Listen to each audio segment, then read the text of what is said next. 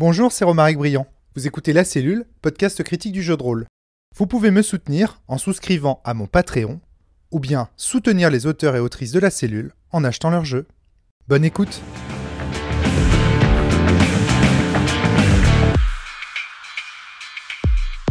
Bonjour à tous et bienvenue sur le podcast quasi mensuel de La Cellule. Aujourd'hui, nous retrouvons notre célébrissime Valentin T. Valentin T, bonjour. Hello. Ça va la pêche? Très bien, très content d'être là, ça fait plaisir. Nous sommes également avec Céline. Céline, ça va? Bonsoir tout le monde. Pense... Oh, on n'entend pas ton micro, tu dois être éteinte. Ça marche pas. Tiens, donne-moi donc ça. Ouais, c'est éteint, je pense. Pouf, voilà, te voici de retour. Merci. Bonsoir tout le monde. La pêche. Oui, Alors, ça c'est va, peut-être merci. la peine de te représenter, toi, un petit peu. Ça t'a pas beaucoup entendu, quand même, dans les micros de la cellule. Moi, bien moins que cette espèce d'énergumène là à côté de moi, mon cher Valentin. Céline, est-ce que tu pourrais te présenter? On t'a entendu dans Shadow Island. Oui, c'est vrai. On m'entend pas tant que ça, probablement parce que je suis surtout joueuse Et oui. et pas ni théoricienne, ni créatrice, ni MJ la Ni plupart MJ. du temps, en fait. Mais tu interviens beaucoup autour de nous, en fait, puisque tu playtestes quasiment tous les jeux qui sortent. Cette année, notamment, on a parlé beaucoup de toi dans le cadre du Rosaire Écarlate, C'est vrai. J'ai fait Et une oui. très longue campagne, presque 2 ans, du Rosaire Voilà. Écarlate avec Natacha. que nos auditeurs auditrices sachent que la Céline dont il est question dans les podcasts sur le Rosaire, c'est Moi. cette Céline-là, exactement. Et donc, évidemment, tu nous suis dans toutes nos créations. Tu es actuellement en train de jouer à Trip to Sky également. Exact Donc, aussi. voilà, il y a tous les jeux vraiment indépendants. Je pense que tu as fait tous les derniers jeux, tu les as playtestés. Donc, faut le dire, faut le C'est signaler. l'avantage d'être avec vous tout le temps. Voilà. Donc, pas beaucoup dans les podcasts, mais énormément dans les livres, dans les jeux, dans les playtests, etc. Donc, merci Céline. Nous sommes également avec un petit nouveau, Romuald. Romuald, ça va? Bonsoir, ça Alors va là, très pareil. bien, merci. Il va falloir que tu te présentes. Exercice... Eh bien, Romuald, je suis un peu invité surprise, je crois. Ouais, on aime bien ça à la cellule, faire des invités surprises comme ça qui pop. Je suis arrivé à la cellule en écoutant la cellule. Je cherchais des podcasts un peu théoriques sur le jeu de rôle, j'en ai pas trouvé beaucoup. Et il y en avait un, il était là. Et du coup, j'ai immédiatement contacté Romaric, je lui ai envoyé un mail avec plein de questions. Est-ce que vous pourriez faire ce sujet? Et puis il m'a dit, viens en parler. J'ai fait d'accord. C'était le moment où j'avais ce projet de faire progressivement des masterclass. Donc les gens, parce qu'il y a beaucoup de mails, je reçois énormément de mails de gens qui veulent des conseils pour des jeux. Et donc du coup, je recevais plein de mails de gens qui me disaient voilà, j'ai tel jeu, mais il me manque ça, machin. Et je me disais en fait, il faut que je me mette sur Discord et que progressivement je fasse des masterclass. Donc là, de plus en plus maintenant, quand vous m'envoyez des mails, il y a des chances pour que je vous dise on se fait un petit rendez-vous Discord, etc. Et c'est comme ça que j'ai rencontré Romuald. Incroyable. Donc, il m'appelle, il me dit, voilà, il me dit, et puis viens ici, un week-end, avec des gens que tu connais pas, parler jeu de rôle. J'ai fait OK, évidemment. Évidemment. Tous les jours. Voilà, et à côté de ça, je suis game designer, donc dans le jeu vidéo. Et puis, je fais aussi mes petits jeux de rôle à côté. Voilà. Mais ça, j'adore, parce que j'aime beaucoup la transversalité. Pour ceux qui me connaissent, mon modèle scientifique, c'est ça. C'est qu'on invite un peu de tous horizons. Et le fait que tu sois justement plutôt dans le monde du jeu vidéo que dans le monde du jeu de rôle, ça apporte forcément un éclairage très intéressant sur les sujets rôlistes. Nous sommes également avec Flavie, qui, elle, fait partie du monde de l'enseignement, n'est-ce pas? L'enseignement public. Ça va la pêche? Ouais, la pêche, la banane. J'ai pas l'habitude que tu me présentes comme ça. D'habitude, tu fais alors, Flavie, la dernière fois, je me suis fait engueuler quand. Ouais, d'abord, tu interviens plus dans les podcasts. Là, maintenant, je suis dans l'éducation. Bonjour. Oui, il faut le dire. Étudiante. Donc, j'ai la chance de Ouais, sortir avec une étudiante cette année. Tu sors Voilà. avec une maîtresse et une étudiante. Voilà, effectivement, j'ai une femme, une maîtresse et une étudiante. 3 en 1, j'ai envie de dire, c'est génial. Il faut Voilà. que je devienne infirmière et comme ça, j'aurai tous les stéréotypes. Et voilà, c'est la fête. Excellente présentation, bravo. Donc voilà, ce joyeux petit monde réuni autour d'un sujet qui nous est amené par Valentin. il va falloir que tu nous expliques de quoi tu veux qu'on parle. Alors, le sujet en soi est assez simple. Je vais présenter un peu le problème que j'ai. Voilà, pas les développements, je sais pas. La dernière fois que je t'ai entendu dire ce sujet est assez simple. J'ai écouté le podcast. J'ai rien compris. 5 minutes à m'expliquer. Ouais. En fait, Valentin, c'est un homme, c'est easy to learn, hard to master. C'est easy to explain, hard to Je comprends understand. vite, mais faut m'expliquer longtemps. Ouais. Mais c'est bien, on a tout le temps. Et ben c'est parti. Alors bon, en plus là, le sujet que j'apporte, c'est pas quelque chose que j'ai beaucoup travaillé. Et justement, c'est intéressant d'avoir une discussion avec vous et de vous avoir pour pouvoir un peu brainstormer autour d'un sujet. J'ai eu l'occasion un peu d'en discuter, notamment avec Vivien Féasson et Adrien Cahuzac. J'y ai un peu réfléchi, j'ai quelques notes quand même, hein, faut pas déconner. Des affreuses personnes. Je ne viens absolument pas préparé. Mais voilà, donc ce sera plus une discussion un petit peu autour d'un sujet. Non, j'ai pas de plan. Hyper déçu. Je n'ai pas de plan pour une fois. Hyper déçu. Je n'ai rien à casser. Je pars. Et donc voilà, je suis à la recherche de bonnes idées pour un problème. Alors, c'est quoi le problème ? Le problème, c'est que quand on est à une table de jeu de rôle, en général, il peut y avoir plein de types de conversations autour de la table. Il y a des conversations qu'on a avec la voix de notre personnage. Et souvent, ça se détecte bien, on voit bien. On va prendre une voix un petit peu différente, un certain ton, une certaine manière de parler. Voilà. On va faire semblant d'être des acteurs alors qu'on n'en est pas. Ça, souvent, on peut appeler ça le roleplay. Et il y a des fois où on va pas parler avec la voix de son personnage. Et c'est bien normal. Par exemple, quand un meneur dit qu'est-ce que tu fais, il n'y a pas de personnage qui est en jeu là. C'est le meneur qui parle au joueur et qui lui demande ce que son personnage fait. Bon, pas de problème. On peut parler aussi de choses qui concernent la situation sociale. Passe-moi le coca, passe-moi les gâteaux, passe-moi les Fisherman's Friends. Toutes ces choses-là, c'est du discours méta, mais qui porte pas sur la fiction. Alors j'ai déjà un truc à te dire, c'est que si un jour tu joues avec Cédric, sache que tous les trucs où tu dis on peut ne pas parler avec la voix de son personnage, pour lui c'est pas vrai en fait. À partir du moment où tu lances en fait le jeu, Cédric, que je te salue, ne sera que son personnage, même si tu lui dis passe-moi le coca. Ah, c'est intéressant ça. Et il n'est pas le seul. Hein. Ouais. Tous les potes de Cédric sont comme ça. Bah, c'est super intéressant. Voilà. On est en plein dans le sujet. Mais du coup, Valentin ne veut jouer qu'avec des gens comme Cédric. Alors non, non. Justement, mon point est pas celui-là parce que bon, il y a aussi. Alors, faut bien faire. Je prends quand même un tout petit temps pour finir de définir ce qui m'intéresse. Je t'en prie. Parce qu'en fait, on peut parler de la fiction. Par exemple, on peut dire oh là là, elle est trop géniale cette scène, mais moi je trouve ça très bien, il n'y a pas de problème.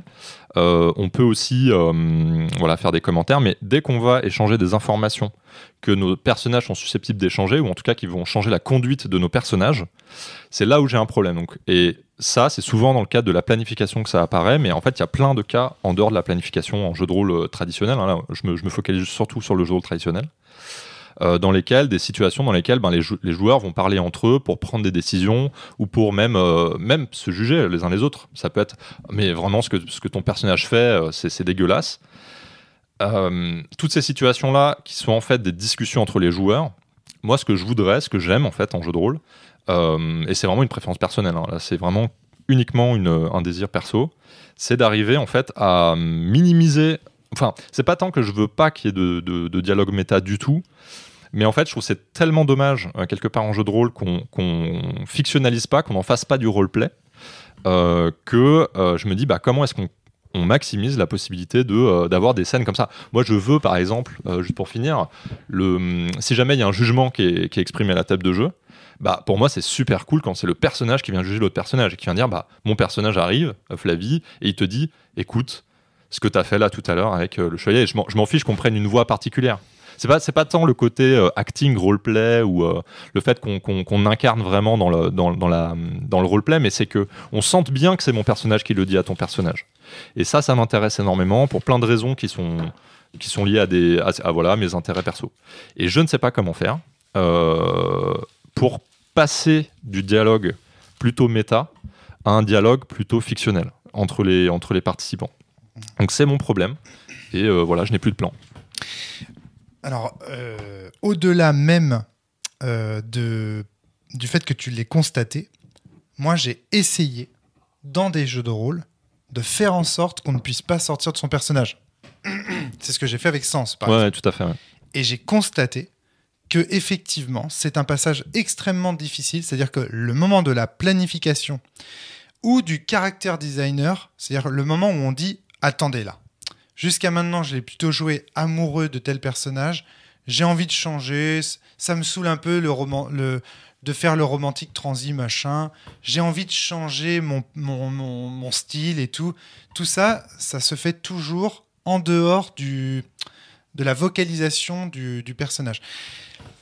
Plutôt que de dire « jouer comme un acteur », dans le jeu de rôle, moi j'ai tendance à dire on joue son personnage en lui prêtant sa voix, comme le ferait un comédien de doublage.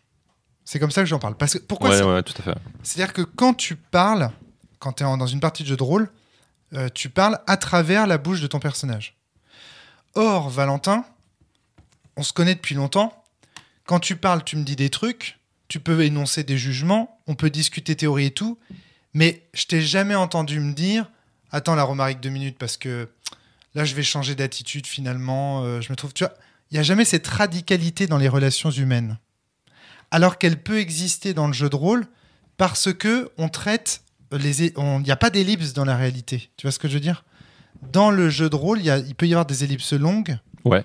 Et donc, du coup, il n'y a pas ce temps long qui nous permet de réfléchir à l'écart et de changer le comportement, de prendre le temps. Je suis pas sûr de te suivre, en fait. Je vois pas le point que tu fais quand tu as cette histoire de... Quand on parle ensemble, on évoque des choses qui sont actées déjà par des pensées profondes qu'on a vraiment mis du temps à réfléchir, etc., etc. Dans le jeu de rôle, on n'a pas le temps de la réflexion. Donc, quand on prend des décisions, elles vont être radicales. Elles vont dire, 2 mois plus tard, vous constatez que je suis plus en colère que d'habitude. Tu vois ce que je veux dire ? Quand on parle là, je te parle du character design, si j'ose dire. C'est-à-dire tout ce qui touche à comment je vais jouer mon personnage à partir de maintenant. Par exemple, je me retourne vers Flavie et je lui dis, bon, à partir de maintenant, Flavie, je suis désolé, je vais être sévère avec ton personnage. Tu le prends pas pour toi. C'est pas Romaric qui a un problème avec Flavie, c'est vraiment mon personnage qui va... Tu sais, souvent on fait mais ça, c'est assez sain pour moi. Il n'y a pas de problème avec ce genre d'énoncé.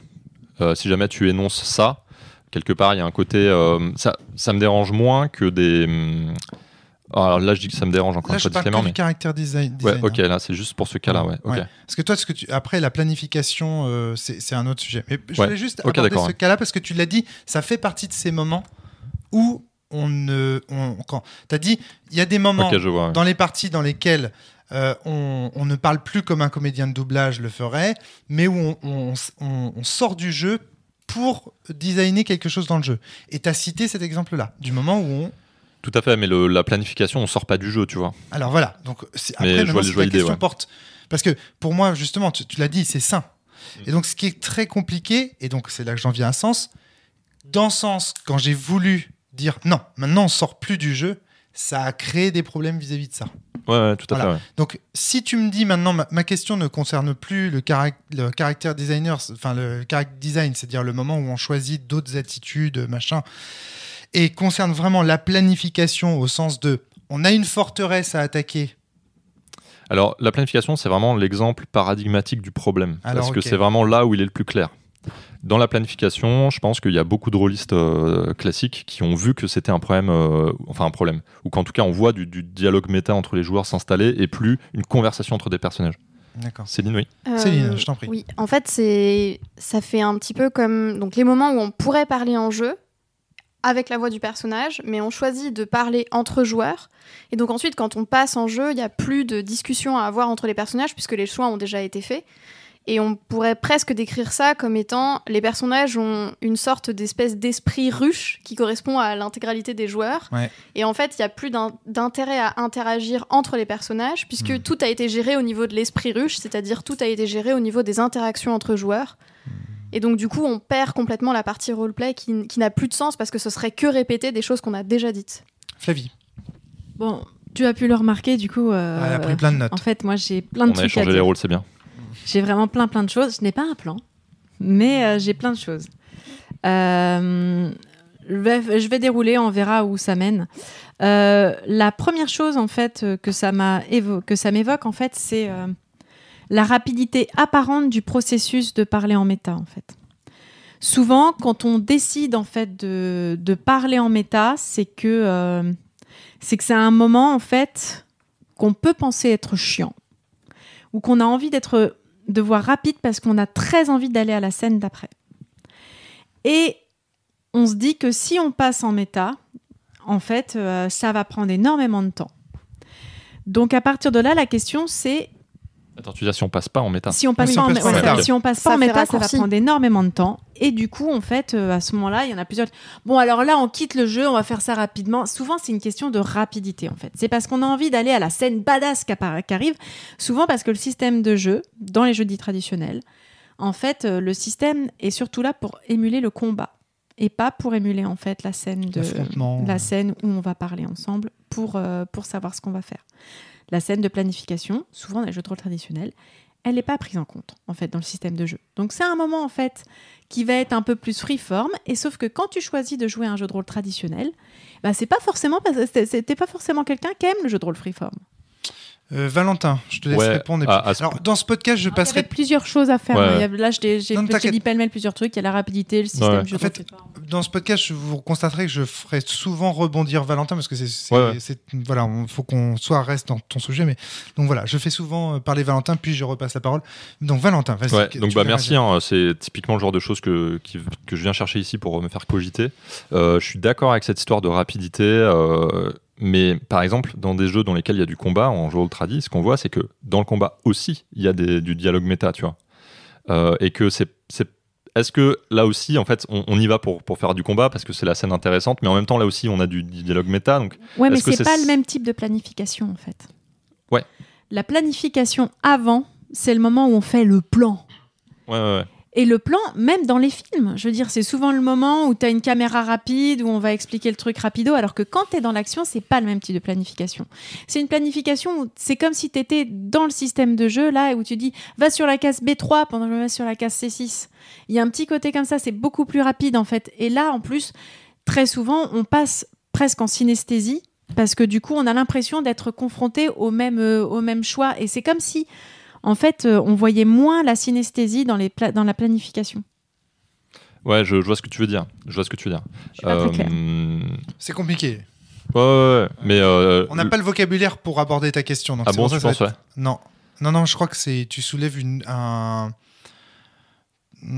un problème de fond de tiroir qui nécessite un vocabulaire qu'on n'a pas là en l'état. C'est pour ça qu'on est là en mode caractère et designer, machin, on invente des concepts à la volée, ça va être compliqué. Mais c'est très intéressant justement, c'est nos meilleurs podcasts ça. Ouais, sachant que en plus là je suis en train de penser, la planification c'est un cas possible à l'intérieur du combat ou d'une scène d'action, on peut dire ah mais non, va faire ça par exemple. Quand un joueur dit va actionner le levier, ou alors il va même pas le dire comme ça, il va plutôt le dire comme non, mais moi je pense que ce qu'il faut c'est que tu ailles avec le levier là maintenant.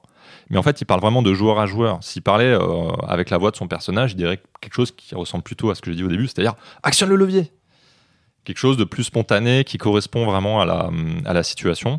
Et c'est comment est-ce qu'on crée des énoncés qui sont fictionnels en fait, et pas des énoncés qui sont de joueur à joueur. J'ai retrouvé, dans mes notes, le mot exact que tu as utilisé pour définir ton sujet.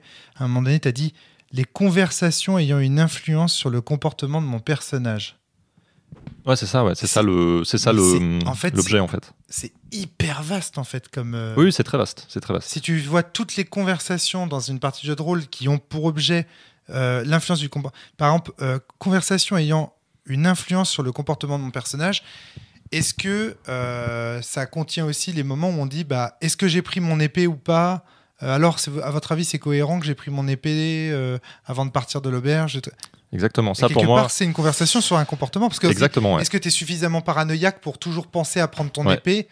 Faudrait que je donne un exemple après, mais sauf que ça, est-ce que j'ai pris mon épée, on peut pas vraiment le faire en jeu. Le personnage va pas demander est-ce que j'ai pris mon épée en faisant semblant de regarder sur son côté. Ah, ça arrive très souvent. C'est vrai. Ah oui, non, pardon, le personnage. Oui, le personnage peut pas le demander en fait. On peut pas le faire avec le personnage. Donc en fait, comme disait Flavie, c'est en fait les méta, ça sert à résumer des situations qui sont pas locutables, qui sont pas verbalisables, que le personnage n'aurait jamais à verbaliser. Alors ça, c'est un cas possible, mais il y a plein de cas dans lesquels il est possible de les verbaliser à travers la voix du personnage. Cas non locutable. En fait, là, en vous écoutant, je commence à dresser. Là, le problème de ton...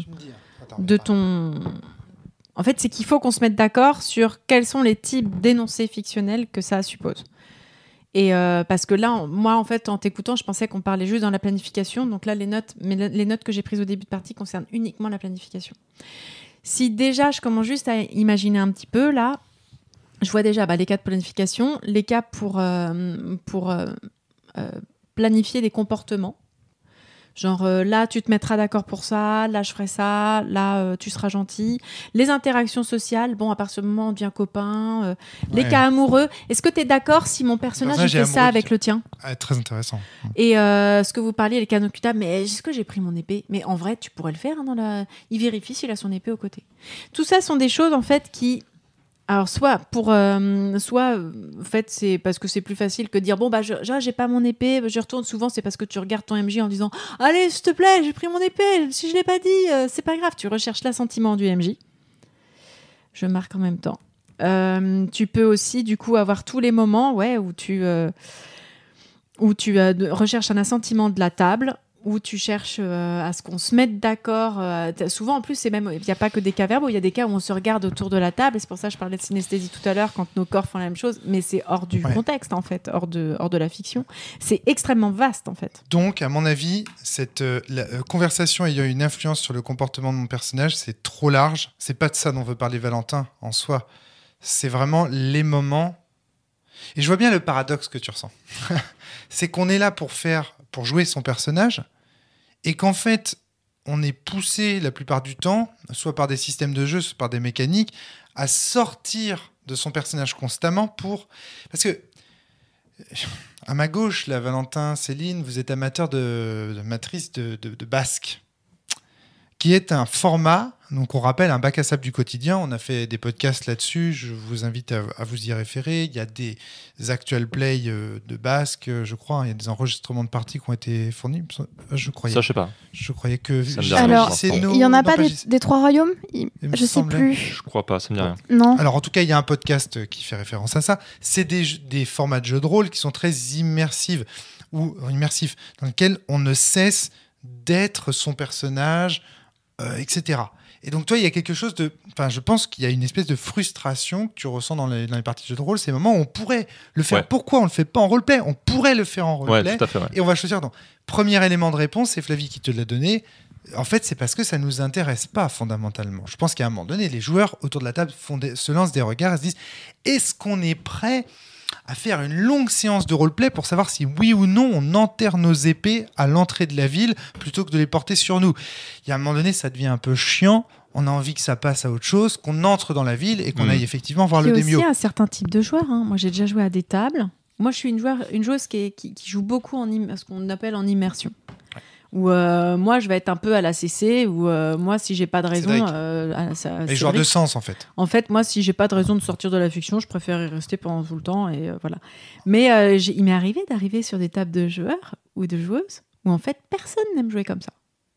Les gens, ils sont... À la limite, quand il y a une petite phrase lancée, il y a des joueurs, ils détestent ça. Ils ont même l'impression d'être ridicules quand ils jouent comme ça. Que pour eux, c'est pas du jeu de rôle. Et ça aussi, c'est aussi un sentiment personnel. Je veux dire, moi, je me souviens très bien quand j'avais joué à cette table d'avoir eu des remarques après en disant mais genre, je leur avais pourri la partie.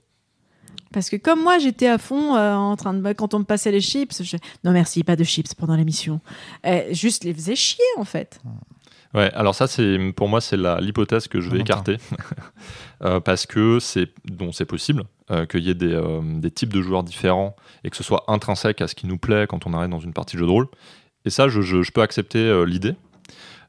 Mais chez les mêmes joueurs, moi, je sens chez moi, par exemple, des fois, des moments où c'est naturel, ça coule tout seul et ça marche bien avec des systèmes de jeu. Donc tu as parlé du basque romaric, c'est un système où il y a très peu de règles notamment, et puis alors je sais pas exactement expliquer pourquoi en fait ça marche bien, mais on reste dans la fiction tout le temps quoi. Il y a pas de sortie, on parle quasiment jamais de ce qui se trouve en dehors de la fiction et jamais en dehors de la voix de notre personnage quand on prend la parole sur justement... Moi, j'ai des hypothèses. Déjà, le faible nombre de joueurs, le fait de jouer au basque à 2, ça aide. Bon, 3 dans le cas des 3 royaumes, mais tout de même. Une autre hypothèse, c'est l'absence d'ellipse et du coup, le fait de jouer sur un temps qui est effectivement très proche d'une autre. Et donc, en fait, on n'a pas besoin de raccourcir des moments puisque on n'a pas besoin de changer la temporalité entre la réalité et la fiction. C'est ce que je voulais te dire tout à l'heure. Céline l'a beaucoup mieux dit que moi. Moi, j'étais un peu confus, mais c'est exactement ça, Céline. Ouais. Effectivement, la différence de temporalité joue à fond. Et moi, j'ai une question pour toi, du coup, en lien avec ce que je te disais sur le type de joueur et joueuse. Parce que moi, comme toi, je pense que c'est des personnes qui pourraient être amenées à jouer comme ça. Mais du coup, quelle récompense cognitive on a, nous, non, mais c'est une vraie question, parce que si on aime faire ça, c'est que ça nous apporte quelque chose. Qu'est-ce que ça nous apporte, en fait, de jouer ? Qu'est-ce qui fait que ça kiffe de jouer comme ça ? Alors moi, j'ai quand même l'impression, et ça nous est arrivé dans Trip to Sky, d'avoir comme ça une discussion sur « Ok, qu'est-ce qu'on fait sur la suite ?» Et en fait, il peut y avoir des choses qui ressortent, qui disent beaucoup de choses sur l'intériorité des personnages, sur leurs relations vis-à-vis du fait d'être démons, comment ils se positionnent vis-à-vis de leurs secrets, des choses comme ça. Et en fait, ça donnait des conversations qui étaient très intéressantes, très profondes, avec un côté, les paradigmes des personnages qui ressortaient. Et je doute qu'on aurait eu cette profondeur si on avait juste eu cette discussion en tant que joueur. Alors ça, c'est certain. On a eu la preuve aussi dans Sens. Je rappelle donc juste pour les auditeurs qui débarqueraient que Sens est un jeu extrêmement immersif dans lequel si on parle, si c'est le joueur qui parle, le joueur est puni. Enfin, j'exagère à peine. Mais en fait, je trouve que c'est super intéressant le cas de Sens parce Oui, que oui. c'est un peu comme si tu disais, en fait, ça ressemble exactement à ce que je veux faire, mais Oui. ça le fait pas comme je voudrais le faire. Non, C'est-à-dire, ça dit, ok, ce comportement, on le veut pas parce qu'en fait, moi, j'aime jouer vraiment en immersion, quoi. Ouais. Donc, du coup, ce qu'on va faire, c'est qu'on va mettre un bâton et puis on va taper au moment Et- où le truc arrive. Et Valentin Puis on va va trouver des faire un alternatives, karaoké. quoi. De tous les joueurs que j'ai eu à ma table, Romaric est celui qui a le moins respecté cette règle. C'est la fois où j'ai distribué le plus de points d'immersion négative. Alors c'est très important cette histoire de carotte et de bâton. Céline, on t'a pas très bien entendu, mais t'as dit Valentin préfère la carotte, Oui. Romaric tu préfères le bâton, enfin Sens préfère le bâton. C'est parce que et donc ça c'était une grande discussion qu'on avait avec Feu Frédéric Sintès qui est comment le mieux favoriser les comportements de joueurs. Et justement Valentin, tu as exactement la position de Frédéric. Frédéric disait toujours il vaut mieux encourager, récompenser les bons comportements que faire comme tu fais dans Sens et les sanctionner. Et on avait des grandes discussions là-dessus. Le fait est que dans Sens, le MJ est dans une relation d'emprise vis-à-vis de Sens. Donc il y a toute une justification par rapport à ça. Et donc on a pu playtester cette dynamique-là. Et elle fonctionne quand même, Valentin. Ouais, je suis d'accord que j'entends, mais- tu ne veux pas cet élément de réponse, mais ça marche. Les Ouais. joueurs planifient vraiment C'est avec marrant, ça, leur ouais. personnage. Ok. Ah oui, donc à t'as fond. vraiment un effet de tu mets le bâton. Donc en fait, c'est marrant parce qu'il y a Ouais. conséquence directe d'une incitation directe. La Ok, sanction fonctionnait bien. Ok, c'est Très, intéressant très bien. ça. Romuald. Ouais, je constate juste que du coup, on a déjà donné un outil à la question. Parce qu'on a parlé de l'ellipse, mais en fait, Ouais. du coup, supprimer l'ellipse, ou en tout cas décourager l'ellipse dans une partie de jeu de rôle, Eh oui. pourrait aider à minimiser le méta. Mais du coup, c'est se priver d'un outil que la narration et que le jeu de rôle apporte. Exactement. Et qu'on a très peu dans d'autres médias. Et que beaucoup de joueurs apprécient. Mais du coup, si tu ignores le fait qu'il y a des profils de joueurs qui, du coup, ont une vraie appréciation un peu logistique, à faire des préparations sur le long terme, à gérer, à manager des choses, et si tu acceptes le fait de vivre un moment, un instant présent, une journée type, et peut-être plus un côté bac à sable, bah, tu vas encourager d'une manière ou d'une autre le fait que tu as des joueurs qui iront moins dans le méta. Il y a un autre élément de réponse. Pardon, excusez-moi. Vas-y, un fly. Je voudrais juste rebondir sur la sanction dans Sens. Pourquoi elle fonctionne, en fait ? Elle fonctionne parce que du point de vue dans Sens, en fait, ça amène une coercition de l'équipe contre Sens. Et du coup, en fait, on est amené à tordre le système pour s'amener des moments de méta. Et du coup, notamment des espaces de libération. Et ça, je voudrais vraiment en parler parce que c'est un truc qui est important, en fait, dans le jeu de rôle. Et je pense que si on arrive à mettre en place des espaces de libération, on a d'autant plus d'espaces d'immersion.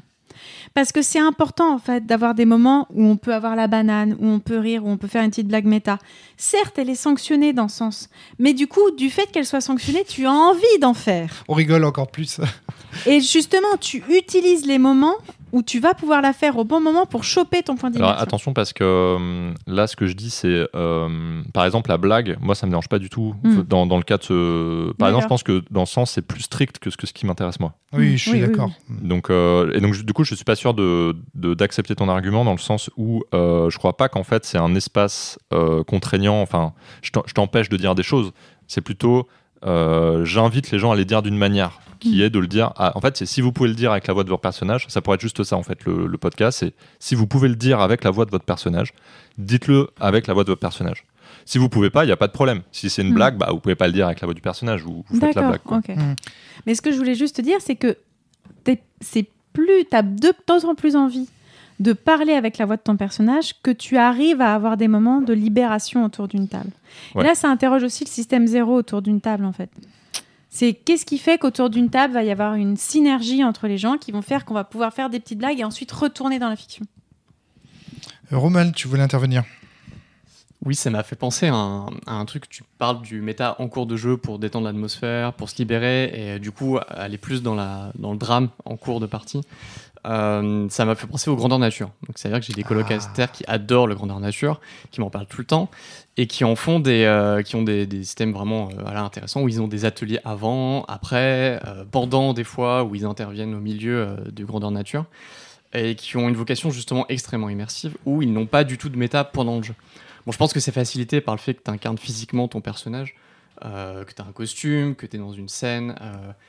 Mais je pense que les ateliers, qui du coup interviennent avant et après la partie, vont venir segmenter un peu cette immersion et vont venir t'aider justement à ne pas casser le méta naturellement, parce qu'en fait, on va t'y préparer. Je pense notamment à toutes ces interventions joueurs où ils vont être très méta parce qu'ils ignorent quelque chose qu'ils pourraient faire dans un contexte d'univers, parce qu'ils se sentent pas la liberté de le faire. Parce qu'ils ignorent si auprès du groupe ça serait suffisamment pertinent ou drôle, parce que c'est peut-être pas forcément le contrat dont ils avaient discuté à l'origine. Et du coup, en fait, le fait de préparer ces ateliers, ça définit clairement les limites qu'on établit dans la partie. Le fait de les faire après, ça permet de détendre l'atmosphère et aussi de discuter de ce qui allait, ce qui allait pas. Et donc, est-ce que c'est pas quelque chose qu'on devrait pratiquer davantage dans le jeu de rôle pour permettre justement de régler ce genre de problématique ? Alors moi j'ai un élément à rajouter par rapport très intéressant ce que dit Romald. J'ai un autre élément à verser au crédit du GN, c'est qu'il y a quand même dans le jeu de rôle une absence totale de certaines sensations. On voit pas visuellement le personnage. On voit le joueur en face de soi, mais on voit pas le personnage. On ne sent pas. Tu vois, le personnage au sens de toucher, on ne le sent pas au sens de l'odorat. Il y a tout un tas d'informations sensorielles qui ne peuvent que passer par une discussion méta, qui ne peut pas passer par la voix du personnage. Si vous pouvez le dire avec la voix du personnage, dites-le avec la voix de votre personnage, c'est bien. Mais que faire de la communication non verbale, non pas du joueur, mais du personnage, tu vois, de son attitude, mais etc. Ça me dérange pas du tout que tu le verbalises en méta, si tu veux. Oui, non, je sais bien. Mais ça, dans le GN, juste pour revenir au GN, okay. Ça n'existe pas. Parce qu'on voit le personnage, c'est le joueur. Le personnage et le joueur sont confondus. Donc on voit ses attitudes. On voit s'il s'ennuie et qu'il fait semblant de bâiller. Ça, c'est des choses que je dois dire explicitement à l'oral dans du tabletop. Alors que sur du GN, eh ben là, j'ai pas tu vois la différence. Donc ça c'est un truc aussi. Pourquoi est-ce que dans le GN il y a plus de préparation, de plans qui se font via la voix du personnage? C'est aussi parce qu'il est moins nécessaire de préciser cette attitude corporelle. Et donc s'il y a moins d'interruptions. C'est marrant parce que tu vois, moi quand je joue, il n'y a pas d'ellipse. C'est quand je joue sous ce mode-là, je parle beaucoup. Je sais pas, tu pourras pas confirmer Céline, mais je parle beaucoup de l'attitude corporelle des personnages que j'incarne. Ouais. Je dis beaucoup. Là, il lève les yeux au ciel, puis il se balance de droite à gauche et il te dit. Ouais. Et là, je prends la voix du personnage, tu vois. Et ça me semble assez naturel en fait de fonctionner comme ça. Par contre, didascalie, puis voilà, c'est ça. Il y a un élément quand même dans le GN et ça me fait penser finalement à des moments en jeu de rôle où en fait on peut arriver à instituer des moments de roleplay en fait. J'ai l'impression que la contextualisation fictionnelle c'est super important. Ouais. Donc en fait, dans le GN en fait il y a ces costumes, tu en as parlé, il y a les mimiques, les décors et tout. Mm-hmm. Et en fait, en jeu de rôle, j'ai le sentiment que si jamais j'introduis une scène en disant vous arrivez dans une auberge avec une voix posée, je décris le décor, je décris les plats, et là je leur dis qu'est-ce que vous faites avec une longue description. C'est très différent de si je dis vous arrivez à l'auberge, qu'est-ce que vous faites. Ouais. Et que dans le deuxième cas, j'ai beaucoup plus de risques entre guillemets d'avoir une discussion qui est complètement méta. Ouais. Mais alors je comprends pas pourquoi ça fonctionne comme ça, mais j'ai l'impression que c'est le cas. Alors c'est Flavie. Alors moi, je pense que c'est vrai. Alors j'enchaîne parce que du coup ça va en lien direct avec Valentin. Ouais, moi aussi, mais vas-y. le truc que tu as fait pour Trip to Sky, le petit tableau avec les différents... Qu'est-ce que vous avez bouffé ce midi ? Quel type de monstre vous avez rencontré cet après-midi, même si c'est anecdotique, etc. Tout ça, c'est des éléments de richesse contextuelle, de contextualisation, qui vont aider grandement au fait de parler à travers la voix de son personnage. Ça offre matière à discussion via la voix de son personnage. C'est ça. Ça, c'est un très bon exemple, par exemple, de cas où ça fonctionne. Mais la question que tu poses, qui est pourquoi ça fonctionne, alors moi, c'est justement ça que... moi, je pense que... Flavie. Ça va avec l'intérêt qu'on porte à son personnage et aussi le fait de le connaître. Parce qu'en fait, quand on le crée, le personnage, ça reste une forme un peu nébuleuse, en fait. Et moi, à chaque fois que les fois où j'ai le plus joué, entre guillemets, mes personnages vraiment dans le texte, on va dire, c'est les moments où j'avais le plus d'intérêt, où je le connaissais le mieux. D'ailleurs, les premières fois où on joue, techniquement... on est un peu, c'est là où je trouve on a le moins où on le joue le moins parce que c'est très compliqué. Faire une création de personnages très fouillés, faire des moments où on le joue individuellement, où on fait des jeux de rôle solo. Ou les moments où tu peux rêver ton personnage, des moments où tu peux passer ton temps, où tu prends 2 heures et tu réfléchis à d'où il est, qui vient, etc. Plus tu joues ton personnage, plus tu le connais, mais c'est l'inverse, c'est vrai. Plus tu connais ton personnage, plus tu vas le jouer. Ouais. Et je pense que il y a aussi ça, c'est que très souvent, en fait, dans les jeux de rôle classiques, en fait, tu commences à connaître ton personnage à partir du 10e scénar, parce qu'avant, c'était qu'une ébauche, quoi. Enfin, moi, j'ai vu à Agon les moments où j'ai vraiment commencé à jouer mon perso. Ça faisait 10 scénars qu'on faisait parce qu'en fait, ouais, j'avais ma liste de compétences, mais qui elle était, d'où elle venait, tout. Et pourtant, Yann Sully nous avait poussé à déjà créer des petites choses. Et je pense qu'il faut vraiment, comme dans Trip to Sky, déjà le fait d'avoir un premier scénar solo avant de démarrer, mais ça aide vachement en fait. Et c'est certainement ce qui justifie l'amour des rôlistes routards pour les longues campagnes, je pense. C'est qu'ils ont la sensation, quand ils maîtrisent... C'est très intéressant ce que dit Flavie. Là, on rentre vraiment dans les réponses à ta question, parce que jusqu'à maintenant, on se contentait un peu de botter en touche, de dire pourquoi ça marchait ou ça marchait pas. Mais là, enfin, pourquoi ça marchait pas, en fait. Et là, on commence vraiment à rentrer dans le pourquoi ça marche. Et effectivement... Quand on très très très très bon point, je pense que c'est aussi ce qui justifie le fait que les gens aiment bien les campagnes longues. Et j'aimerais rajouter aussi quelque chose. C'est bon là, c'est l'aspect behavioriste qui va parler. Je pense que lorsque tu fais le premier scénar, si tu commences par le premier scénar solo, dans le cadre du jeu de rôle traditionnel, faut que le MJ précise qu'il va falloir parler qu'avec la voix de son personnage et que lui il soit à donf, qu'il n'y a aucun moment où il fasse du méta, parce que mine de rien. Le premier scénar qu'on fait, il donne un peu le là du reste de la campagne. Oui, en fait. C'est clair. Et donc, si à ce premier scénar, là, on arrive en fait à faire quasiment que ça, le reste du temps, en fait, tu auras envie de reproduire, en fait. Et c'est vrai pour l'inverse. Si au premier scénar, tu as fait quasiment que du méta, bah, tu auras du mal à rattraper le coup après, en fait. J'ai une question pour toi, Flavie. Tu parles de behaviorisme. Pourquoi c'est le cas, ça ? Pourquoi est-ce que le fait d'initialiser d'une certaine manière... Enfin, je ne sais pas si tu as une explication. En fait, si, j'en ai une. Mais ça va dépendre des récompenses cognitives qu'aura reçu le cerveau. Si, en fait, au premier scénario... quand tu as fait du méta, etc., tu as eu ce qu'on appelle un renforçateur positif. Et on t'a dit, un renforçateur positif, c'est gros quand on te dit, c'est bien, c'est cool, tu as une récompense. En fait, ton cerveau, il analyse quelque chose comme une récompense. Naturellement, le cerveau, il va vouloir recommencer ce comportement parce que le cerveau aime les récompenses. Donc, un truc intéressant qui serait intéressant, c'est de faire ce qu'on appelle le renforçateur négatif, c'est l'inverse. C'est quand tu n'as pas le comportement que tu veux, tu vas pas le renforcer négativement, mais tu vas l'éteindre. On appelle ça éteindre un comportement, c'est-à-dire que tu vas lui donner ni sentiment ni autre chose. Tu vas faire comme si ce comportement n'existait pas. Et c'est la meilleure façon d'éteindre un comportement. C'est-à-dire que si la personne parle en méta, bah, tu fais comme si tu l'écoutais pas. Tu l'ignores en fait. C'est ce que le cerveau déteste le plus. En fait, on pense souvent que même pour les enfants, c'est bien de faire la punition et tout. En vrai, ça marche beaucoup moins bien qu'en fait ignorer. Parce que le cerveau déteste être ignoré, alors que si tu peux apprendre à aimer des renforçateurs négatifs. Tu peux même y trouver quelque chose comme de l'attention, etc. Donc le mieux, en fait, lors de ce premier scénar, c'est si tu veux pas ce comportement-là, mais quand on ne te parle pas avec sans la voix du personnage, bah, pour l'instant, tu réponds pas ou tu dis « Je comprends pas, qu'est-ce que tu dis ?» Tu réponds uniquement aux gens qui parlent avec via leur personnage, du coup. Moi, ce que j'ai eu, c'est, pour être un peu moins violent, des gens, enfin, juste le MJ qui répond « C'est ton personnage qui dit ça ?» Voilà, ouais, ça se fait très souvent. Oui, c'est vrai que ce que dit Céline est du vécu, notamment dans nos parties à deux. C'est marrant parce que j'ai l'impression d'avoir développé un certain nombre de techniques comme ça, mais un peu inconsciemment, quoi.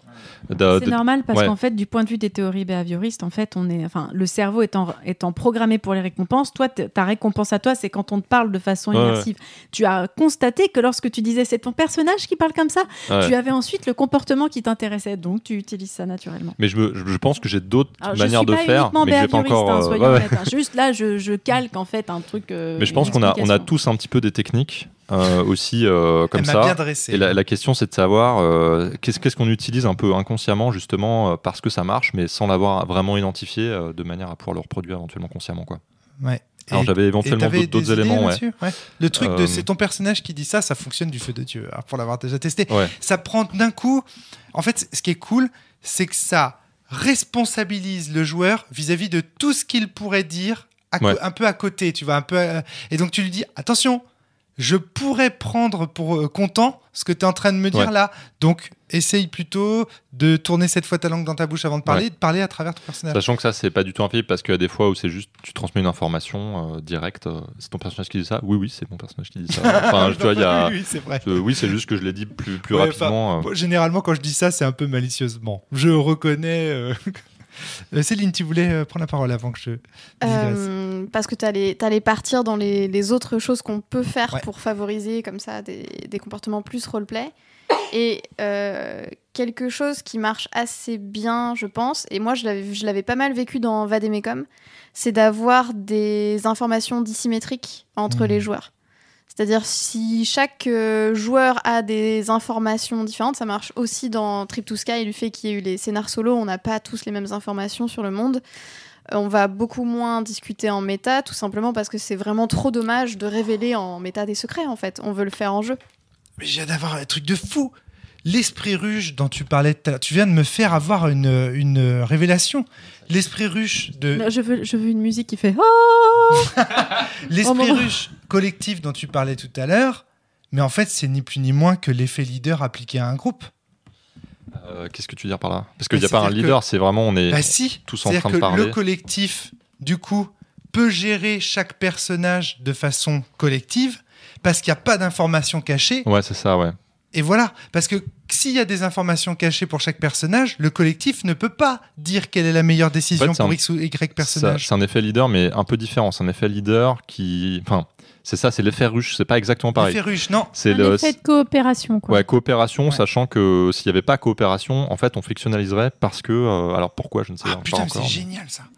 Et en pensant comme ça à l'effet leader, je me suis demandé si certains jeux de coopération fonctionnent sur le fait que tu as une surcharge mentale et que du coup tu peux pas gérer l'intégralité du jeu, ce qui fait que chaque joueur doit gérer sa partie. Mais ça me semble dommage de jouer sur ça en jeu de rôle. Je sais pas ce que vous en pensez, je me dis que essayer de surcharger les gens pour faire en sorte qu'ils puissent pas... C'est super risqué parce que si tu surcharges cognitivement des joueurs, du coup l'incitation que tu dis c'est attendez là. Moi ce qu'il y a sur ma fiche c'est ça. Du coup, qu'est-ce qu'on fait ? Et en fait, pour pouvoir traiter la surcharge cognitive, ils veulent faire le point. Tu passes directement en méta pour... et je sais pas si... Alors, je pense que ça limite l'effet leader, mais pas l'effet ruche. C'est-à-dire que l'effet leader, en fait... oui, effectivement, quand tu as trop de surcharge cognitive, un leader peut pas prendre en charge, quoi. Par contre, l'effet ruche, en fait, il va t'amplifier par le fait qu'il y ait une surcharge cognitive. Enfin, je pense. Hein. C'est génial.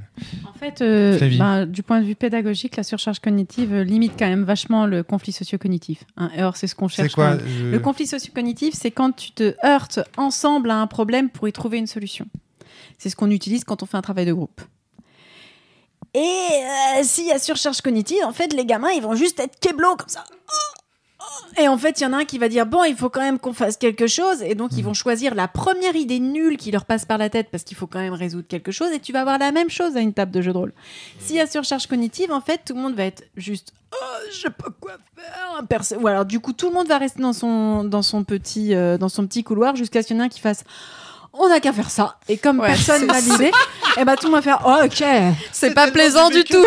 Mais c'est tellement du vécu, ça. Le truc où tout le monde se regarde en mode Puis à un moment donné, il y a quelqu'un qui dit bon bah on n'a qu'à faire ça, mais bon, tout le monde se fonce, alors que c'est une connerie monumentale. Ouais, en plus, Je il suis y, vécu. a un truc aussi, tu te dis, ok, le problème est très compliqué. Si on commence à essayer de roleplayer la planification C'est ça. dans laquelle on va essayer de résoudre ce problème, mais on n'est pas sorti du fond, quoi.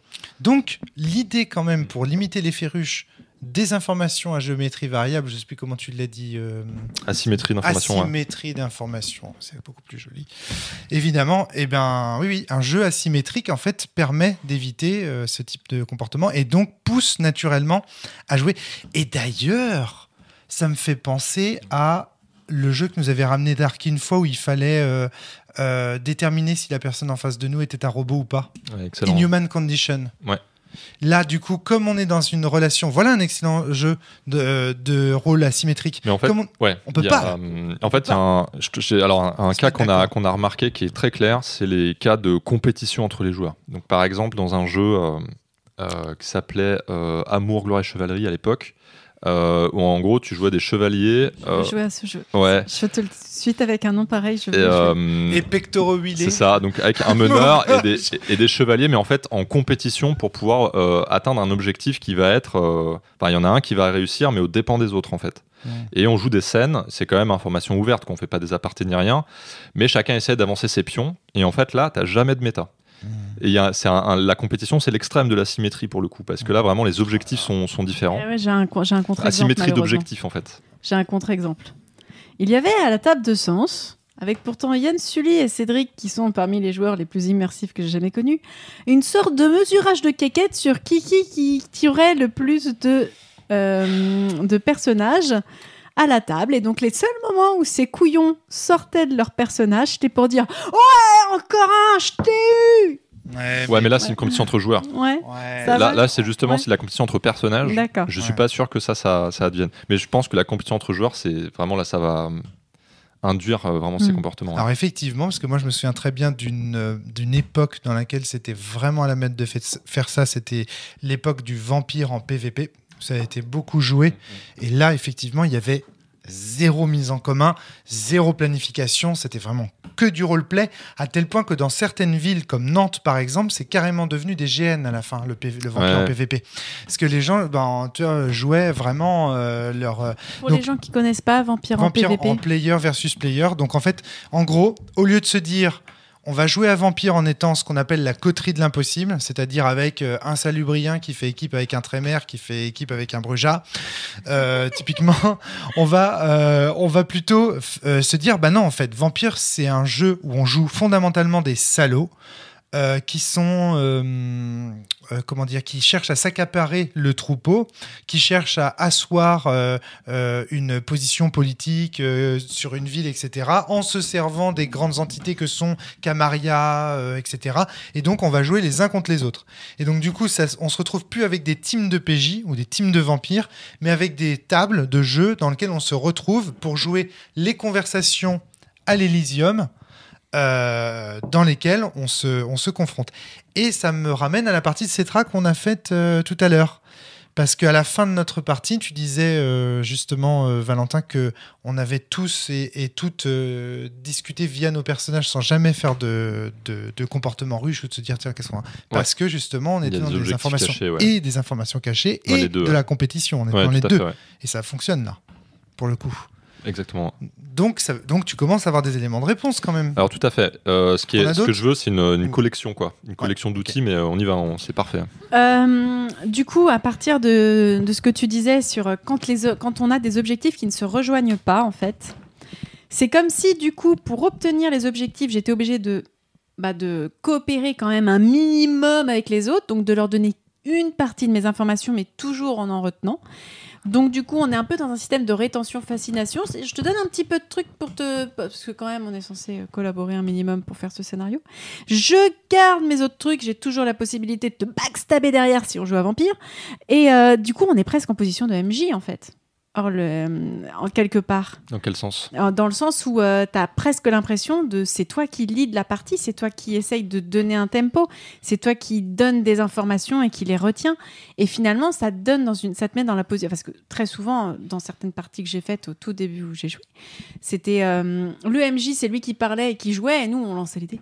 Hop là. C'est marrant ce que tu dis parce que c'est un peu ce que je fais dans le basque. En gros, c'est de retourner un peu qui a l'initiative en fait dans le jeu. Dans le bac à sable du quotidien, c'est plutôt le joueur qui d'abord dit ce qu'il fait, expose ce qu'il a envie, enfin pas ce qu'il a envie justement, il dit ce qu'il fait et du coup le meneur va juste venir récupérer la balle, dire ce qui va se passer et peut-être que si tu donnes vraiment l'initiative au joueur, c'est un peu abstrait comme ça. Je sais pas trop comment alors moi, pour clarifier ça concrètement. Pour l'avoir vécu comme MJ à Trip to Sky, je trouve que c'est typique le genre de jeu comme ça. Où t'as tout le monde à la table qui se regarde un peu au début en chien de faïence, mais il va bien falloir causer à un moment, mais tout le monde a des informations différentes et tout le monde n'a pas envie de communiquer ses infos parce qu'on ne sait jamais, on a potentiellement toujours comme ennemi le meilleur ami du mari de ta sœur en face de toi. Et c'est vrai, je suis désolée à toutes les parties que j'ai faites je ris, c'est tout. Et du coup, à chaque fois, en fait, au final, moi, en tant qu'MJ, c'est génial comme jeu parce que moi, je fais quasiment pas de prep. J'ai juste à regarder mes personnages qui ont créé leur personnages. Ils sont en train de jouer, en train de garder. Je regarde du coup quelles informations ils ont bien évité de donner au reste du groupe pour savoir vers où ils veulent que ça aille. Et j'ai rien à faire. Ensuite, ils me disent on va faire ça. Et puis, je vois bien, il y en a certains qui retiennent sur la j'ai gardé cette information pour moi, avec le petit doigt sur le côté de la bouche, parce qu'ils sont trop intelligents. Et il y en a d'autres qui font genre, ils ont donné toutes les informations, mais en fait, ils en ont gardé quand même. Et au fur et à mesure, il y a des informations qui vont popper comme ça, et le joueur attend le meilleur moment pour faire le tin. Mais si, en fait, c'était ma mère. Et en fait, il y a un côté, le MJ. Moi, j'aime bien être le MJ feignant qui fait un peu rien et qui laisse sa table faire. Regarde. C'est trop bien. Et vraiment, j'ai l'impression de voir la dernière fois que j'avais joué, j'avais masterisé, j'avais 4 personnages. J'avais 4 MJ en face de moi qui prenaient le lead au fur et à mesure, chacun après, les uns après les autres. Et parce qu'en fait, du coup, comme ils avaient tous des informations un peu différentes et qu'ils avaient tous envie de briller et d'avoir un moment où ils brillaient, du coup, en fait, ça leur donnait envie de jouer ce personnage comme ça aussi. Qu'est-ce que tu J'ai fais été longue et pas forcément très claire. Mais voilà. Petite question par rapport à Trip to Sky. Qu'est-ce que tu fais ou à Vademecum, qu'est-ce que tu fais des scènes d'introspection, par exemple, dans tout ça ? Les moments où le personnage parle de lui à la première personne, tu vois, je regarde la pluie tomber, machin. Est-ce que ça... Je trouve que c'est un cas particulier, assez spécifique à ce genre de jeu. C'est hors sujet, par exemple, dans une scène d'introspection, tu vas pas parler avec la voix de ton personnage. Et ben voilà, justement, à partir du moment où tu penses, où tu décris les pensées... Si tu décris les pensées, pour moi, tu peux les décrire comme tu veux. Enfin, j'ai pas de contrainte. Moi, ma contrainte, elle est vraiment sur l'énonciation par la voix du personnage. D'accord, ok, très bien. En gros, tu pourrais pas dire ça avec la voix de ton personnage. C'est nul et non avenu, tu vois, dans le problème qu'on a là. Si en fait la demande que je te fais en tant que meneur, c'est toi joueur. J'ai un contre-exemple. Quelles sont les pensées de ton personnage ? C'est pas ton personnage va pas les exprimer aux autres personnages. C'est toi joueur qui exprime les pensées de ton personnage aux autres joueurs. Et ça, tu peux pas le faire. C'est pas ton personnage qui le fait, tu vois. J'ai un exemple dans lequel Cédric joue son personnage d'Agonis, frappe est en train de s'entraîner tout seul dans le mess, ou je sais plus où il s'entraînait, il est en train de frapper, et puis à la fin il donne son dernier point, il dit mais pourtant je l'aime. Oui, parce que c'est comme dans les moments de cinématique en fait, où il met un genou à terre et il va énoncer tout haut la pensée qu'il avait tout bas. Il joue une scène d'introspection et qui ne portait pas ce nom-là à l'époque parce qu'on ne savait pas que c'était ça qu'on faisait, mais maintenant on a théorisé ça, mais avant on ne savait pas. Et en fait, il verbalise, tu vois, la pensée de son personnage en regardant son poing. Tu vois, dans les Chevaliers Zodiac, tu trouves plein de scènes comme ça où ils sont par exemple à terre et où ils disent il a non seulement été capable de repousser le dragon d'une seule main, mais il a su utiliser sa force, etc. Et en fait, ils font des scènes d'introspection, mais ils verbalisent. Ah, c'est intéressant. Les Chevaliers Zodiac, c'est quand on a joué aux Chevaliers Zodiac, on y a fait pendant des années. Ouais. Et on le faisait sans arrêt. Chevalier du Zodiac, c'est un jeu de rôle dans lequel il est absolument impossible de faire autre chose que de la narration à travers la voix de son personnage. Parce que dans les mangas et dans les combats, tout est verbalisé. Au point même que les gens qui regardent ça se disent mais c'est pas crédible, il a pas le temps de parler là, il donne son coup de poing à la vitesse de la lumière ou il a le temps de nous faire un discours de 5 minutes. En fait, là, tu me dis mobiliser un canon narratif. Exactement. Pertinent, quoi. Et oui, il y a des canons narratifs dans lesquels ça colle. Par exemple, si tu prends un canon narratif comme Mission Impossible, donc je pense notamment à l'agence de Drea Kalusiak, mais je vais y revenir. Quand on est dans l'action, ça colle pas de faire en sorte que les personnages puissent se parler. Mais si ton canon narratif, c'est un espèce de jeu comme Metal Gear Solid, par exemple, dans lequel ils ont toujours des codecs qui leur permet d'échanger des pensées. Le mec est en pleine baston. Je veux dire, dans Metal Gear, il y a plein de moments où il se fait un golem de fer de 3 mètres de haut, un vampire, un machin. Et là, t'as le bruit du codec qui fait... Attends, 2 minutes, je parle à mon colonel. Si tu mobilises un canon esthétique dans lequel il est possible d'interrompre n'importe quelle scène d'action par une pensée profonde, un truc... et là, en plus, dans Metal Gear, c'est sortez les violons. Hein. T'es en plein boss et puis tac, la musique elle change, elle devient tragique. Enfin, t'as des moments incroyables. Et ça, c'est pareil. Des mecs qui sont censés taper à la vitesse de la lumière. C'est intéressant. Olivier Tom. Je pense qu'il y a un élément là avec l'histoire du codec. Alors, je suis d'accord pour le côté canon narratif, mais ça demande une certaine discipline à part des joueurs quand même. Oui. Mais ça peut bien marcher. Ouais. Et connaissance du canon. C'est possible que dans ces canons-là.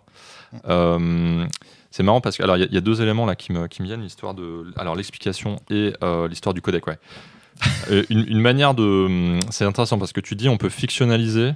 Le discours méta en fait. Ouais. Tu dis en fait le discours méta a des propriétés particulières par rapport au discours fictionnel, c'est notamment qu'il peut intervenir à des moments qui sont un peu hors du temps quoi. Ouais. Parce que c'est parce que la temporalité du jeu de rôle elle est pas fixée sur la temporalité de la partie en fait. Ouais. On peut faire des actions beaucoup plus longues dans la fiction que dans la partie, inversement faire des ellipses. Ouais. Et donc du coup il n'y a pas un match parfait. Et le méta en fait ça intervient potentiellement dans ces cas-là. Ça peut être, alors j'imagine une mécanique, mais je soumets une mécanique ici juste pour illustrer la discussion.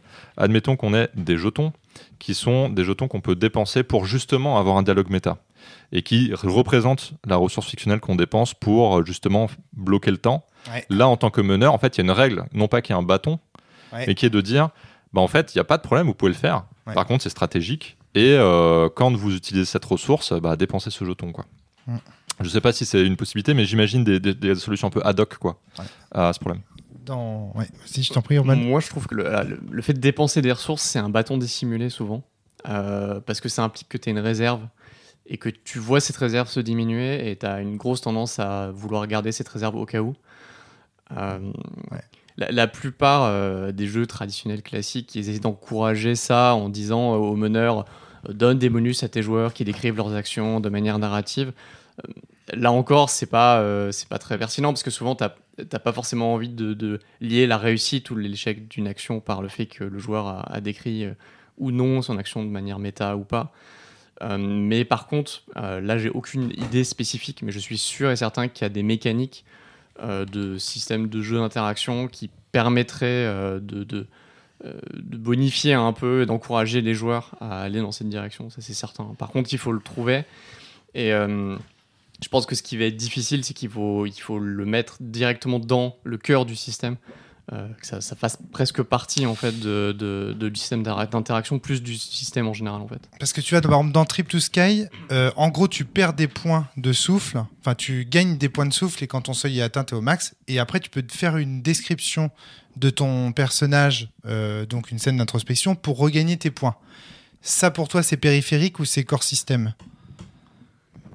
Ça dépend parce qu'au final ça peut être un objectif de faire une scène d'introspection. En fait c'est presque c'est sympa parce que tu vas encourager les joueurs à aller vers quelque chose qui peut être quelque chose de sympa et qu'ils peuvent pas faire dans un autre contexte qu'en dépensant leurs points. Donc en fait c'est bien parce que tu encourages les gens à dépenser leurs réserves pour la remplir avec quelque chose qui est sympa. Sauf s'il y a un joueur qui n'aime pas du tout l'action d'introspection, et dans ce cas-là tu reviens sur le même problème que tu vois ta réserve se vider. Mais de toute façon, tu pourras jamais trouver une mécanique qui satisfait tous les profils de joueurs. T'es obligé de faire un choix. Après, je reviens sur cette mécanique, c'est que par contre, il n'y a rien dans la scène d'introspection qui oblige le joueur à verbaliser les pensées de son personnage, comme ça pourrait être le cas dans les Chevaliers Zodiac, par exemple, ou dans Olive et Tom, etc. Donc voilà. Flavie, tu voulais intervenir ? Ouais, sur ce que tu as proposé, du coup, Valentin, sur le fait de prendre des jetons pour pouvoir faire une scène méta. Il peut pas y avoir que ça si tu mets ça en place. Parce que si tu mets ça en place, ça peut être intéressant parce que du coup, ça veut dire le reste du temps, vous parlez en normal. Mais du coup, s'il n'y a pas un autre système pour soutenir le fait de parler avec la voix de son personnage, ça va devenir le joke en fait ça va être la blague de toujours prendre en fait et en plus il y aura un système d'attrition de cette ressource qui fait que les joueurs et les joueuses seront uniquement focalisés sur le fait de faire revenir cette ressource-là. Ce qui sera intéressant si tu mets ça en place, c'est qu'il y ait à côté autre chose qui valorise et donne du sens en fait au fait de jouer son personnage, de façon à ce que en fait ce soit même plus intéressant finalement de prendre le but, c'est qu'il se désintéresse de ses jetons en fait. En fait, je pense pas, ça peut être un gameplay en soi, quoi. En fait, au lieu de... Bon, l'idée générale, là je parle de jetons, mais ça pourrait prendre plein d'autres formes. L'idée générale, c'est de dire, c'est une tendance naturelle et éventuellement de passer d'un type de discours à l'autre, parce qu'en fait, on le fait vraiment de passer de l'un à l'autre, c'est pas comme si c'était tout l'un ou tout l'autre, et on choisit un peu en fonction de ce qui est le plus efficace. En fait, on peut ludifier ce système pour du coup en faire une ressource qui va s'inscrire dans un système. Alors là, je propose des jetons, mais ça peut être complètement autre chose, quoi. Mais donc du coup, de transformer ce flou, en fait, ce choix possible, en quelque chose qui s'inscrit en fait dans un système. Voilà, c'est plutôt ça l'intuition. C'est que en l'inscrivant dans les règles, tu pousses naturellement. Enfin, indirectement, t'envoies un message subliminal qui te dit. Faut faire ça, faut faire ça, faut faire ça. Parce que regardez, ça fait partie du cœur des règles. Donc, il faut l'appliquer dans le système et enfin, tu vois, ça pousse le système à y faire appel. Bon, c'est qu'une variation autour des points d'immersion négative au final, je pense. Oui, c'est ce que disait Romain quand il disait c'est un peu, il y a un bâton déguisé. Il a, à mon avis, tout à fait raison. Vas-y, Romain, Jean-Paul, si tu veux encore intervenir. Oui, ça me fait juste penser à Alltray. J'ai fait une longue campagne d'Alltray et il insiste pas mal sur le fait d'éviter les scènes de planification. Il y a tout un pan, notamment du livre du compagnon là-dessus. Donc ça peut être dans le système de jeu. Après, encore une fois, c'est se priver d'une partie que des joueurs peuvent apprécier. Mais il y a vraiment cette intention de dire non, ne planifiez rien et estimez que les personnages ont cette capacité de planification, qu'ils l'ont établie et qu'en fait, quand vous commencez la phase d'action, ils ont déjà un plan. Puis ensuite, on verra ce qui se passe, quoi. Ouais, c'est intéressant ça. Ça, c'est quelqu'un qui s'est beaucoup fait chier pendant les scènes de planification. Mais ça, c'est possible dans Alltray parce que le système de jeu le permet. Alors ça, je voudrais qu'on y revienne. Mais il y a quand même des fois où il faut se mettre d'accord. Moi, je suis désolée, j'ai en tête une scène bien précise où on est à Sens et il y a le bourrin de service qui veut arriver et dégommer la porte, alors que moi, je pense qu'il faut passer par derrière, sinon on va se faire défoncer. Ouais. Là, en fait... nous, on l'avait fait en roleplay parce que ça nous permettait de nous gueuler dessus comme des putois, alors que si on s'était gueulé dessus comme des putois en tant que Cédric et Flavie, on se serait juste engueulés comme des copains, alors que là, on avait juste la possibilité de le faire avec des personnages. Quand tu sors du jeu, tu dis « c'est un personnage, t'inquiète pas. » En vrai, c'était une idée de merde. Voilà. Et donc là, c'est pratique d'avoir ces planifications-là et ça rajoute du jeu, en fait. Ouais, mais Et il faut essayer de faire comprendre aux gens que ça rajoute du jeu et que ça permet de... Parfois, mais... Ouais. C'est pas ce que veut Valentin. Justement, il cherche tout le contraire. Et alors, pour aller dans ton sens, Flavie... Alors, attends, parce que... Enfin, je sais pas, parce que moi, par exemple, la planification, d'habitude, elle se fait en méta, le plus souvent. Enfin, c'est très fréquent. Pour moi, c'est des opportunités de jeu. Oui, ok, pardon. En gros, ce que j'ai dit, c'est que c'est intéressant. C'est ça. En fait, c'est intéressant, la planification, parce qu'il y a des enjeux, quoi. Oui. Il y a des enjeux, mais pourquoi est-ce qu'on ne pourrait pas justement, comme tu le dis Flavie, mettre en jeu nos personnages à travers la planification? C'est des ressources de jeu. Et la solution du Grumpf dans Alltray, je l'entends, mais c'est un peu un aveu d'échec en fait pour moi. Parce que ça veut dire on n'a pas trouvé de solution. Donc en fait on dit on arrête ce genre de scènes qui sont vraiment paradigmatiques du discours méta. Là où je me dis j'aimerais bien renverser la perspective et en faire des belles scènes en fait. Voilà, c'est tout. On en parlait avec Natacha et Adrien, je crois, de l'idée que toute règle formulée négativement, dire il ne faut pas, est en réalité un aveu d'échec et dit en réalité je n'ai pas réussi à trouver un système adéquat pour ne pas encourager le fait que ceci ait lieu. Ou alors, si vous avez des habitudes de jeu, ne faites pas ça, ça signifie quand même que les habitudes sont là, etc. Donc, on en avait parlé de ça, voilà. Mais du coup, moi, je connais que 2 jeux qui tournent vraiment autour de la planification. Alors, attends, ouais. Juste un point pour finir par rapport à ce que disait Romuald avant, mais on va en parler, t'inquiète pas, de l'agence. C'est le fait qu'il y a carrément même des jeux qui punissent l'absence de planification. Et des maîtres de jeu qui punissent l'absence de planification. Ah oui, et de planification très efficace en plus. OSR. Il faut que la planification soit très efficace, sinon tu es puni de ouf. Voilà. Et pour pouvoir planifier très efficacement, mieux vaut passer par du méta, parce que c'est plus clair, on sait clairement ce qu'on... Mais l'OSR, pour moi, encourage. Ouais. Mais du coup, il faut pouvoir avoir des outils pour... Là, je vais reparler de synesthésie, je suis désolée, c'est un des trucs qui me plaît le plus, mais bon, c'est normal, je suis une joueuse qui aime bien jouer comme ça. Moi, j'ai jamais fait mes meilleurs moments de planification se trouvent à Cthulhu. Parce que j'ai des aides de jeu de partout. Alors, c'est pas de la synesthésie dont tu me parles là. C'est la convergence. Convergence. J'ai joué en jeu en convergence. Et je voulais te parler de ça. Et plus tu as d'outils en face de toi qui sont en fait tirés du jeu, et qui te donne l'impression d'être dans la fiction, plus tu vas pouvoir te baser là-dessus pour pouvoir faire ta planification. Et c'est là qu'on en vient à une solution de facilité par rapport à ton problème. C'est de dire, mais attends, en fait, au lieu de faire en sorte que le joueur doive parler par son personnage, faisons en sorte que, quel que soit ce que dise le joueur, ça puisse être attribué à son personnage. Tu vois là où je veux en venir ? C'est-à-dire que plutôt que de dire vous devez parler comme votre personnage, si tu fais en sorte que le personnage et le joueur soient une seule et même personne, donc convergence absolue, si tu nous entends Mathieu Mine, ça me fait penser à l'horloge du diable. C'est clair que le moment où tu lis les articles de journaux qui t'a donné comme aide de jeu, il y a une convergence sur un certain nombre de plans. Exactement. Et donc du coup, quand Céline dit j'ai trouvé ceci dans tel article, c'est plus Céline la joueuse qui parle, mais son personnage. Tu vois, je suis pas certain. C'est marrant parce que il y a, en fait, le problème de ces moments. Tu veux le saint graal de. Tant qu'à faire. En tout cas, c'est une solution de facilité, je trouve. Ouais, c'est un peu facile parce que, en gros, quand on est dans ces situations où il va y avoir en fait une telle convergence en fait entre les deux situations, en fait, on n'a plus de frontières claires. Et donc, on est dans un dialogue qu'on peut interpréter comme du dialogue fictionnel, mais qu'on peut ne pas interpréter comme.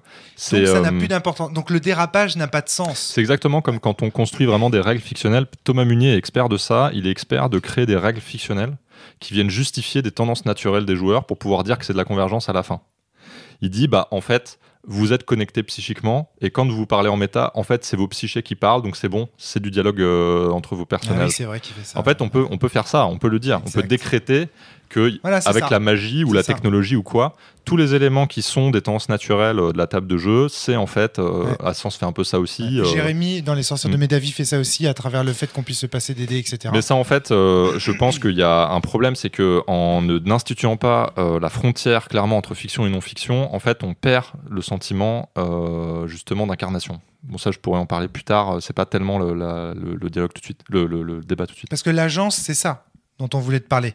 C'est que dans l'agence, les joueurs sont dans une situation de synesthésie. Là, peut-être pas de convergence dans l'agence, mais au moins de synesthésie. C'est-à-dire que les joueurs sont en train de préparer leur timeline pour réussir la mission, en sachant de toute façon que tout ça va pas se passer comme prévu et que tout va péter. Voilà, mais les joueurs sont en train de le préparer. Il te met une musique de fond, d'action, etc. Et donc, tu peux imaginer que, en fait, c'est pas le joueur qui prépare la timeline, mais le personnage qui prépare son opération. Là encore, on a quand même un canon esthétique qui est fort. Qui est Mission Impossible. Voilà. Et qui est que dans Mission Impossible, il y a quand même toute une partie de l'épisode où ils sont autour d'une table en train de planifier ce qu'ils vont faire. Alors, bof. Dans Mission Impossible, c'est plutôt tu vois la résolution. Je parle de la vieille série. Mais il me semble que tu vois toujours la résolution et que tu dis ah ouais, c'est ça qu'ils avaient planifié. Ouais, tu vois les objets. Ouais, mais tu vois au fur et à mesure en fait. Tu les vois faire. Alors je suis pas sûr que ce soit ça pour l'agence. En fait, j'ai l'impression que quand tu as un canon, enfin je pense qu'il y a beaucoup de gens qui ont fait des scénarios policiers dans lesquels il y a des discussions avec des tableaux, avec plein de fils rouges et tout partout, et les gens sont... Alors qu'en fait, les joueurs sont pas du tout dans le méta et planifient. La relation au canon esthétique, je pense pas que ce soit ça dans l'agence. En fait, à mon avis, dans l'agence, ce qui se passe, c'est que la résistance, elle se situe pas au même endroit. C'est-à-dire que quand on planifie, c'est quoi la résistance dans un jeu tradi ? C'est de réussir à faire un bon plan. Et donc, du coup, pour pouvoir faire un bon plan, la meilleure manière, c'est de passer par du méta, parce qu'en fait, c'est plus efficace. Ça va plus vite, on est sûr de se comprendre, c'est plus clair. La résistance dans l'agence, c'est pas de faire un bon plan, c'est de faire genre qu'on fait un bon plan. Et donc, du coup, en fait, c'est super cool de faire genre et de dire, en fait, le plaisir principal, c'est de faire genre. Mais on cherche pas, et donc cognitivement, on cherche pas à faire un bon plan, puisque de toute façon, on est en train de l'inventer, en fait. Et donc, en fait, on déplace la résistance sur le roleplay. Ça, je pense que c'est toujours une solution, en fait. C'est encore une solution de facilité, mais c'est encore une solution. C'est-à-dire, si tu dis aux joueurs, bon, là, on va s'amuser à incarner des personnages, et c'est ça qu'on va faire, et vraiment, on fait ça au second degré, et c'est parti, on y va. Là, va y avoir du dialogue fictionnel par construction, parce que c'est l'intérêt, enfin, c'est l'enjeu de la partie. Sur ce genre de jeu, je vous conseille les vieilles canailles je me rappelle jamais, du concours Il était une fois un petit jeu de rôle en 2021. D'accord, ok. Les petites canailles. C'est quoi ? C'est des papis qui C'est veulent des papis s'échapper de la qui maison de veulent retraite. s'échapper de la maison de retraite et qui vont faire un cambriolage. C'est comme Martin, ça ? Non. Parce que c'est bien le genre. C'est quelqu'un qui s'appelle Silfel. C'est un jeu que j'avais beaucoup aimé quand je l'ai lu. Où tu commences par le repérage, en fait, tu crées la banque. Et ensuite, tu fais le plan, ce qui va se passer dans la banque, et tu as 2 objets par personnage. Ça peut être ton dentier. Je trouve ça génial. Tu vas utiliser ton dentier. Et ensuite, tu joues le cambriolage. Voilà, c'est plus pour le... Excellent. Jeu de Silfel, donc. Mais oui, donc ce genre de jeu botte encore un peu en touche, parce qu'en fait, ils mettent l'accent sur la résistance d'une certaine manière qui est très particulière finalement, et qui est pas tant jeu de rôle tradi au final. Mais c'est une possibilité. Hein. Mais je pense qu'il y a plein de joueurs qui en fait se mettent à faire du roleplay à l'intérieur d'une partie de jeu de rôle tradi pour cette raison. C'est qu'en fait, ils arrivent et disent j'ai envie de bien jouer mon personnage, et c'est ça qui les motive en première instance, et la récompense qu'ils ont. Elle est autotélique, quoi. C'est juste de bien jouer son personnage qui est la récompense. Est-ce qu'il n'y a pas aussi une opposition là entre 2 propositions créatives différentes ? C'est-à-dire que le mec qui arrive pour bien jouer son personnage, en fait, il est dans une espèce de simulationnisme en mode je vais essayer vraiment de lui donner sa voix ou son comédien de doublage comme dans les Chevaliers Zodiac, Harry Potter, canon esthétique fort. Et puis de l'autre côté, le mec dit non, le but c'est de réussir le scénar là. C'est sérieux, on joue, faut réussir. Mais tu vois, moi je vois pas d'opposition en fait entre les deux, dans le sens où il y a pas mal de cas. Tu vois, par exemple, dans un jeu ludiste, ça me fait penser à un jeu ludiste qui est super mécanisé. C'est Undying, donc c'est un PBTA sans dés. C'est un peu une partie d'échecs où il y a des ressources et en fait tu prévois 15 000 coups à l'avance pour pouvoir être le boss des vampires, quoi. C'est un vampire format PBTA. Et donc c'est un jeu plutôt compétitif, enfin semi-coopératif, semi-compétitif. Donc tu t'aides entre vampires en même temps, tu te fais des coups par derrière. Et tordu. Ouais. Et en fait, ce qui se passe, c'est que tu vas incarner ton personnage, et ça, on revient à ce truc de quand il y a de la compétition, on incarne son personnage fictionnellement, mais c'est très très ludiste en fait, Undying. Et donc du coup, tu peux en même temps incarner énormément ton personnage, et en fait, tu kiffes incarner ton personnage dans Undying, et en même temps, tu kiffes faire des coups tordus. Oui, je suis deux d'accord à la avec fois, toi. Il n'y a pas en soi une contradiction entre les 2 attitudes. Je te dis que la plupart du temps, dans les parties de jeux de rôle, je pense que quand tu dis il y a un mec qui arrive pour jouer son personnage et l'autre qui veut faire des planifications, dans toutes les parties de jeux de rôle traditionnelles que j'ai faites, il y avait conflit de propositions créatives en vérité. Et je cherche à la résoudre, dans le sens où je me dis que si jamais tu as les mêmes... tu as un système qui permet justement de les faire dialoguer, c'est-à-dire que en fait, le système te pousse dans tous les cas à bien planifier à travers la voix de ton personnage, et ça te fait faire ça, et bien tu y trouveras ton compte, soit parce que tu aimes bien planifier, soit parce que tu aimes bien jouer ton personnage. Je pense c'est pour ça... Je pense que tu peux la résoudre sans souci, mais c'est juste que je te disais que en général, c'est un problème. Flavie. En fait, tout ça me fait beaucoup penser à 2 joueurs et joueuses, une joueuse qui s'appelait Clem et un joueur qui s'appelait Erwan, qui est mon grand frère, qui sont 2 joueurs qui ont joué pour la première fois en fait avec nous, et c'était à des jeux de rôle qui avaient une proposition esthétique très forte et qui, que ce soit l'un ou l'autre, n'ont pas quitté leur personnage d'un iota. Erwan, il avait même choisi de jouer un russe, et du coup il a joué avec c'était il y a longtemps, il a joué avec l'accent russe pendant des heures et des heures de jeu. On était partis pendant une semaine, on a joué au minimum 4 heures tous les soirs, sans compter dans les journées quand vous alliez pas skier. Il a joué non-stop parce que il y avait pour lui, une proposition esthétique forte que du coup il avait envie de tenir. Et pour Clem, c'était pareil. J'ai jamais vu une joueuse pareille. Elle était à donf. J'ai eu encore mieux. J'ai eu à Vademecum un joueur, SebTMDJC, qui m'a fait... parce qu'il disait « Ah, c'est un jeu et tout, ça se passe dans les années 80 et tout. Ok, donc ça doit être mal doublé en français. Je vais te faire la voix d'Eddie Murphy avec King pendant tout le truc. » Il a tenu pendant la campagne de Vademecum avec la voix du doubleur d'Eddie Murphy, quoi.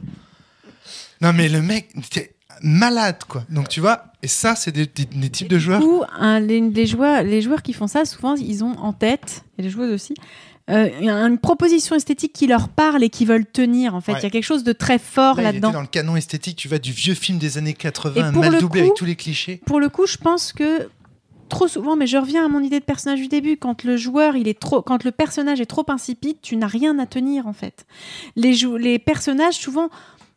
les persos que j'ai le plus tenus, c'était les personnages qui avaient les histoires les plus rancobolesques, les plus incroyables. Souvent, on se met une limite en disant non, mais ça peut pas quand même être la fille du roi tout en étant machin, tout en étant référence à Clem là. Non, mais à Yann Sully, à moi, en fait, Yann Sully qui a retiré 10 000 masques en disant finalement, je suis un pirate, finalement, je suis le fils du roi, finalement, je suis machin. Mais il y a un côté d'un Trip to Sky qui est vaudevillesque, oui, qui permet de faire ça. mais en fait, ça... Il y a le plaisir de jouer, en fait. Il y a un petit peu de cabotinage, en fait. Et pour avoir ça, il faut un personnage riche et profond parce que tu n'arriveras à rien jouer si ton truc... Le système de l'amnésique, comment tu veux jouer un amnésique ? Il faut que tu aies réfléchi à qui il était. Il faut que tu saches quelle est son humeur. Et ça n'arrive qu'avec des canons. C'est marrant parce que l'OSR, ça a l'air d'être vraiment le truc le pire pour faire ce que je veux faire. Ouais. C'est-à-dire à la fois, tu as beaucoup de planification, c'est super important, sinon tu te fais éclater, ton personnage c'est une page blanche, tout le monde coopère, etc. Céline, tu voulais prendre la parole Je suis pas complètement sûre de moi, mais j'ai la sensation qu'on est sur quelque chose de parallèle, et quand on parle du fait que c'est plus facile et plus intéressant, je suis d'accord, d'incarner un personnage qui a pas mal de couleurs, mais je pense pas que ce soit nécessaire pour le faire en roleplay. Je pense notamment à Vademecum où l'asymétrie le justifie même pour Queen qui est quand même amnésique et qui a assez peu d'éléments, et en fait le personnage le joueur va quand même rester dans le roleplay parce que ce serait bizarre d'être la seule à faire du méta alors que les autres le font pas. Je pense aussi au basque où en fait moi ça m'est arrivé de jouer un personnage qui était très essentiellement un reflet de moi-même, dans le sens où en fait la préparation est très creusée, mais par contre le personnage est à peine esquissé quand il arrive, et du coup là où il découvre le monde, moi je me retrouve assez naturellement en fait à vraiment être proche de moi-même dans ma découverte de l'univers du basque. C'est le canon. En fait, c'est pas tant la richesse et le contenu du personnage, même si je suis d'accord quand même avec Flavie que ça peut aller dans le bon sens. C'est plutôt une proposition esthétique. Mais ouais, c'est ça. C'est de. Alors, ouais, moi j'ai l'impression que ce qui se passe là dans la discussion entre Céline et toi, Flavie, c'est que simplement c'est deux voies possibles en fait. Voilà, c'est ça. Ils sont parallèles. D'accord. C'est ça. C'est tout ce qui est exactement ce que disait Céline. C'était parallèle. Ouais. Et sinon, moi, je suis restée un peu à un moment, je vous écoutais, mais je suis restée bloquée sur la symétrie entre les personnages. Et je me disais qu'en fait, ce qui était fondamental dans la symétrie, c'est que la plupart du temps, dans ces cas-là, le joueur n'explique pas son objectif quand il agit. Et en fait, c'est le fait de ne pas expliquer l'objectif qui fait qu'il ne va pas y avoir de méta. Puisqu'en fait, si on avance caché, en quelque sorte, forcément, on ne peut pas faire la ruche. Et en fait, la question que je me posais, c'est s'il n'y a pas d'asymétrie, est-ce qu'il y a quand même des conditions où c'est intéressant de ne pas donner son objectif quand on joue, ou de ne pas expliquer pour quelles raisons on fait ce qu'on fait, ou on dit ce qu'on dit, même dans le cas où en fait, on n'a pas de secret ou de choses qu'on sait et que les autres joueurs ignorent. Ouais, je vois très bien ce que tu veux dire. En gros, c'est si jamais on avait des objectifs antagonistes tous ensemble autour de la table, mais qu'on les connaissait en fait, c'était révélé. En fait, on pourrait faire du méta, on pourrait dire, mais regarde Rome, toi, ce que tu veux, c'est ça. Et Flavie, toi, tu veux ce que c'est ça. Bon, je suis pas trop pour parce que moi, ça va me niquer ma mission, mais je suis prêt à quand même faire des concessions, etc. Et en fait, je roleplay plus du tout. Donc le fait que les objectifs soient cachés crée comme ça une... Ah, il y a... C'est un PC qui fait ce bruit-là ? Oui.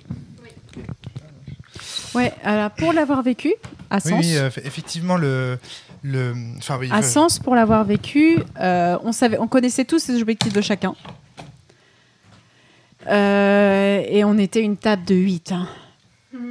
Et on connaissait tous Le cauchemar. Ah putain, c'était long. Pardon. Mais on connaissait tous les objectifs de chacun et on se retrouve tous à la fin face à Mifos. Et il y en a qui veulent le garder en vie, il y en a qui veulent devenir son pote, il y en a qui veulent arrêter le gars, etc. Et en fait, on a tout fait en roleplay, alors qu'on connaissait tous nos objectifs. C'est juste que là, ça faisait du drama. Oui, mais du coup, c'est parce que là, tu mobilises la deuxième, ce que tu as cité, justement, le plaisir vraiment d'incarnation, quoi. Le plaisir intrinsèque de l'incarnation existe et on peut le favoriser et on peut l'encourager, ça c'est vrai, ouais. C'est vrai. Mais quelque part, si tu n'as pas forcément de plaisir intrinsèque de l'incarnation a priori, parce que tu peux le... Moi, à la limite, j'ai du plaisir intrinsèque de l'incarnation, tu vois ce que je veux dire ? Et j'ai presque envie de dire, comment est-ce que je peux amener des joueurs simplement à... C'est ça que je te disais que tu cherchais le Saint Graal. Alors, pourquoi le Saint Graal ? C'est le Saint Graal de l'immersion. C'est souvent parce que, en fait, moi, j'aime quasiment que jouer comme ça, en immersion, et je ne comprends pas. Je n'ai jamais compris les gens qui jouaient pas comme ça. Et à chaque fois, à chaque fois que je joue à des jeux, je dis, mais comment pourrait-on faire pour que ces gens se mettent à jouer comme ça ? T'as un truc de dingue, c'est le cas de Julien Falconet. Qui moi, en fait, quand je joue avec lui à Sens, ça me perturbait beaucoup, qui, lui, joue quasiment en parlant de son personnage à la troisième personne. Ouais. Donc, il est là en mode, il va faire ça. Il parle beaucoup aussi au conditionnel. Il pourrait dire quelque chose comme ça. Il pourrait te dire quelque chose comme ça, par exemple. Je l'ai entendu dire des formulations comme ça. Et ça, j'avoue que moi, quand j'avais joué avec lui à Sens, c'est vraiment difficile, parce que tu dis, mais...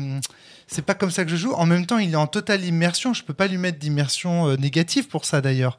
Si tu regardes la base de Sens, elle dit pas non plus que t'as pas le droit de...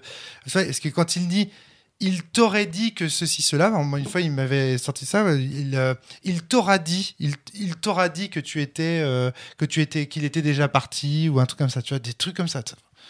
C'est perturbant, tu vois. Tu sais pas comment faire parce qu'en même temps, il est complètement en immersion, il va y complètement dans le jeu, mais en même temps, c'est pas ce que tu avais prévu. C'est pas le type de. Alors parfois, je lui disais, tu sais, il faut parler à la première personne. Tu vois, par exemple, dans Sens Néant, ça joue un rôle très important parce que quand tu es épuisé, tu dois parler de ton personnage à la troisième personne, et quand tu es actif ou active, quand tu as tous tes points de rayonnement, tu dois parler à la première personne.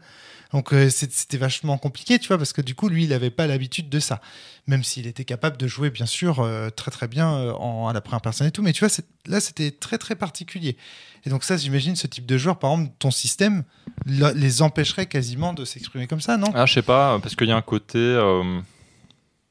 je sais pas, c'est un cas limite pour moi. Si jamais encore une fois, il dit quelque chose que son personnage ne dit pas.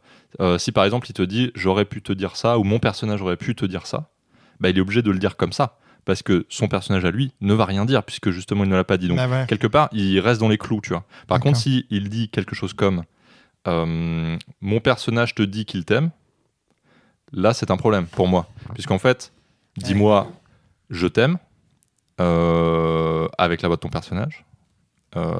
Sinon ça respecte pas la contrainte. Ce serait simplement ça la différence. D'accord, très très bien.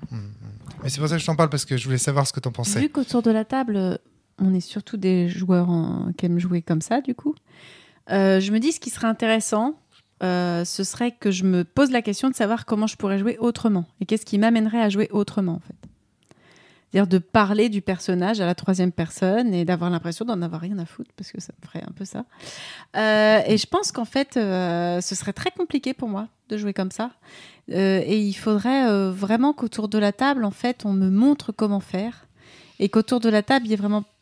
ce serait hyper compliqué. Non, je t'ai vu jouer à plein de jeux de rôle dans lequel par exemple, les sorcières de Médavie, tu dis jamais jeu, quoi. Oui, mais c'est pas tout à fait un jeu de rôle, les sorcières de Médavie. Oui, il est à cheval entre jeux de société et jeux de rôle. Oui, mais tu conviens que quand même, il y a du jeu de rôle là-dedans, tu vois. Oui, moi d'ailleurs, ça faisait partie des podcasts que je voulais faire sur les cas limites. Mais il n'empêche que ça fait pas partie. C'est pas un truc qui est demandé. C'est pas un jeu. Il le revendique pas comme un jeu de rôle. Comme quoi, il existe des systèmes qui sont simili jeux de rôle. Mais aujourd'hui, mais et donc pour les sorcières de Médavie, ce qui m'a poussé à quand même être comme ça, c'était de réussir à avoir quand même ce maelstrom des images qui m'arrivent en tête non-stop. et d'avoir l'impression d'être dans l'histoire, en fait, et d'être une narratrice d'histoire. Et en immersion dans la narration. Parce que depuis tout à l'heure, on définit l'immersion comme étant parler comme un comédien de doublage le ferait à travers la bouche de son personnage, mais attention, on peut être en immersion dans la création purement oui, mais en posture d'auteur. c'est pour ça que je dis bien au début que c'est vraiment une possibilité. On peut jouer comme ça, on peut ne pas jouer comme ça, ça peut être très satisfaisant. C'est vraiment un cas particulier. Ouais. Mais ça, c'est... Oui, il y a une immersion dans la narration qui est différente de l'immersion dans le personnage. Et une immersion purement ludiste dans la planification. Si on définit l'immersion comme le fait d'être totalement dans l'activité qu'on est en train de pratiquer, ou comme on l'avait parfois fait un petit peu comme le flow dans le jeu vidéo, je sais pas quoi, il est clair que quand on est ludiste et qu'on est concentré à fond dans la planification de comment on va faire son tour de jeu, etc., eh ben on est en immersion dans la partie. Et donc... mais évidemment, on parle ici d'une immersion bien stricte. Romald ? Moi, je me posais la question aussi du langage. C'est-à-dire que souvent, quand on parle de méta et de roleplay, quand on parle de méta, on inclut souvent le langage de la mécanique. C'est-à-dire on va parler de nos compétences, de nos caractéristiques. J'enfonce peut-être des grosses portes ouvertes, mais il y a le duel entre les jeux ludistes et les jeux narrativistes. Mais... en fait, quand je vais dire mon personnage est blessé, je vais avoir tendance à dire mon personnage a 3 points de vie ou 2 points de vie. On va quantifier. Et en fait, généralement, quand on peut quantifier un élément qui n'est pas un élément de la narration, ça va nous sortir très naturellement du roleplay pour faire du méta. Très intéressant, ça. Et j'ai du coup constaté qu'en fait, en faisant un peu des tests de jeux de rôle, que le plus on retirait de quantité de choses, d'objets, de compétences, de ressources, qui nous permettaient d'utiliser des mécaniques de jeu, et le moins les joueurs avaient du coup tendance à utiliser des choses mécaniques pour planifier leurs actions en disant bah non, là ça va être compliqué parce que j'ai pas assez, ou parce que voilà, et créer un flou en fait dans la réussite et dans l'échec, et dans les conséquences aussi qui vont être tirées de ces tests en fait d'interaction. Ça peut aider, notamment, alors ça dépend des joueurs encore une fois, mais notamment des joueurs très ludistes, ça va pouvoir souvent les aider à quitter le méta. La quantification d'une compétence ou d'une autre ou de quelque chose de fictionnel nuit en fait au fait de parler comme ça dans la fiction de quelque chose. On a le coup de l'exemple au lieu de dire je suis blessé, j'ai 3 points de vie, c'est génial. C'est un bon élément de réponse. Moi, ça me fait penser à quelque chose dont on avait beaucoup discuté, notamment avec Karim. Ah bah oui. Parce qu'en fait, il y a une réelle... Pourquoi on se sent obligé aussi de passer en méta pour certains joueurs ? Parce que dans le jeu de rôle traditionnel, il y a une réelle asymétrie entre les compétences de mon personnage et les miennes dans la vraie vie. Et tu peux jouer quelqu'un qui n'a pas beaucoup de charisme et qui n'est pas hyper intelligent dans le scénar, mais du coup, dans la vraie vie, tu as une super idée pour résoudre le truc. Ce serait quand même cool qu'on utilise ton idée, alors que techniquement, dans le jeu, dans la fiction, ton personnage n'est pas capable d'avoir fait ça. Et inversement. Très intéressant ça. Valentin, ça devrait te faire réagir, bon Dieu. Oui, c'est marrant parce que j'ai un paradoxe là avec ce que tu veux dire. Mais alors juste pour revenir à ce que tu disais, Romuald, parce que je fais des petits résumés. Finalement, ce que tu proposes, c'est d'enlever des éléments qui sont non fictionnels, mais qui ont des enjeux dans la partie. Je crois que c'est ça en fait que tu veux dire. Enfin, j'imagine, je reformule. C'est-à-dire que si jamais il y a des éléments mécaniques, de langage formel, mais qui n'ont pas d'enjeu particulier, qui servent par exemple à réguler des scènes, qui sont un peu en dehors, il n'y a pas de problème. Par contre, la compétence, les 3 points de vie, en fait, c'est important d'en parler parce qu'il y a des enjeux autour des points de vie. Donc, c'est quand il y a des enjeux importants pour les joueurs et que ces enjeux peuvent être, ne peuvent même être verbalisés que au niveau méta, quoi. Ouais. Et ça, c'est peut-être pour ça que le combat est souvent très peu fictionnel, quoi. Ouais. Parce qu'en fait, on peut même pas parler du combat avec un langage fictionnel. C'est pas possible, quoi. Plus particulièrement quand tu es dans des structures où ça va dépendre de la réussite ou de l'échec, qui sont des notions vachement présentes dans le jeu de rôle traditionnaliste, où tu as des scénarios qui sont équilibrés par rapport au groupe de personnages, et il faut absolument que tu optimises tes résultats et ton groupe et la manière dont tu vas agir pour réussir, quoi. Mais on revient à un vieux truc à toi, ça, Valentin, qui est le paradoxe que plus on met de compétences autour d'un truc qu'on veut voir en jeu de rôle, plus en fait on le fait pas en jeu de rôle et en fait on le fait de façon mécanique. C'est un vieux truc ça te poursuit ce truc-là. J'ai soufflé tout à l'heure pour une raison, c'est que en fait moi le mouvement que j'ai fait en termes juste de design, c'est de dire ok, c'est génial, on va mettre plein de mécaniques partout parce qu'on va designer comme des déglingos. Et en fait ça produit pas du tout ce qu'on veut, donc en fait on va enlever toutes les mécaniques déjà pour voir ce que ça donne. Ça produit plein de trucs qu'on kiffe. Maintenant, j'aimerais remettre des mécaniques, mais quand on me dit non, même pas, je souffle parce que je me dis, j'aimerais quand même pouvoir en mettre un peu, parce que c'est quand même sympa. Ouais. J'aimerais bien ne pas déjuger le Valentin des débuts. Non, mais parce que c'est cool de jeter des dés, quoi. Ah ouais, voilà, il peut y avoir des mécaniques, mais regarde à Trip to Sky. Flavie. Je crois que c'est le jeu où j'ai vu le plus de planification avec la bouche de mon personnage et de nos personnages autour de la table. Pourquoi ? Parce qu'en fait, le système reste assez simple. On a 3, je veux dire, pas compétences, mais 3 paramètres. Paramètres. Et surtout, tu as les dés que tu prends. Et c'est quand tu prends les dés, en fait, que tu vas dire ce que tu fais. Du coup, en fait, tu peux parler avec ton personnage parce que tu vas pas avoir à dire bon, bah, écoutez, utilisez ma compétence crocheter. Parce que du coup... Tu peux pas dire ça. Ouais. Tu peux pas faire appel à une... C'est marrant, il n'y a pas de référence. En fait, il n'y a aucune pertinence à référer à des objets non fictionnels. C'est pas pertinent d'en parler, en fait. Et ce qui est dommage, par contre, c'est parce que quelque part, quand tu as des compétences, ça pourrait être intéressant d'essayer de trouver comment dire non, mais je suis quelqu'un d'hyper charismatique, laisse-moi y aller, tu vois, je vais mettre dans ma poche, plutôt que non, mais j'ai 10 en charme. C'est moi qui mais là, tu ressors la carte de la résistance intrinsèque du roleplay. C'est cool de roleplayer en soi, et ça même être cool de roleplayer sous contrainte, de roleplayer malgré le fait que t'as de la mécanique, ça revient ensuite à ce que je disais sur quelle récompense tu retires. Et là, on a... Et il y a des jeux qui font ça, comme Vademecum par exemple, qui te dit vous n'avez pas le droit de parler de l'échiquier. Façon de dire, alors ce qui est une règle d'une inélégance dégueulasse, mais tu vois, qui est une façon de dire attention, tu vois, bon, vous avez un gros truc devant vous, mais vous n'avez pas le droit d'en parler sous la forme d'échiquier. Vous devez dire soulève la table qui est là. Ne parlons pas de l'échiquier. Non. Donc voilà, donc tu vois, tu te retrouves avec des trucs comme ça. Là, c'est pareil. T'as des jeux dans lesquels, bon, bah, vous avez des compétences, mais vous n'avez pas le droit d'en parler. Il faut que vous trouviez une autre manière, d'exprimer le fait que vous soyez fort en crostage. Et puis, tu voulais réagir aussi tout à l'heure, Valentin, sur ce que disait Flavie par rapport à la différence entre les compétences que j'ai et les compétences qu'a mon personnage. Ouais. En fait, c'est un peu bizarre parce que... Enfin, là, je suis pas au clair avec ça. Pour moi, j'ai l'impression que si jamais il y a une convergence au niveau des compétences, c'est-à-dire un peu le player skill, quoi. Où si jamais je sais quelque chose, mon personnage le sait. Si je suis capable de bien parler, mon personnage est capable de bien parler. J'ai l'intuition que ça va favoriser en fait le dialogue fictionnel. Et en même temps, on a ce même effet que je citais tout à l'heure, vu qu'il y a un rétrécissement de la frontière entre fiction et non-fiction, il y a un brouillage en fait qui fait qu'il n'y a plus ce sentiment d'incarnation. Si jamais vraiment je joue en player skill complet, à la fois ça permet de justifier, en fait ça justifie qu'on puisse imaginer que c'est mon personnage qui parle et qui dit tout ça, mais en même temps ça justifie l'hypothèse inverse tout autant. Et donc il y a peut-être des bénéfices à créer une distance en fait entre le joueur et le personnage pour pouvoir bien acter que ça c'est le personnage qui parle quoi à ce moment-là. Mais en même temps, la convergence dans le jeu de rôle traditionnel, il y a un peu le côté montrage de caquette. Kiki qui aura la bonne idée.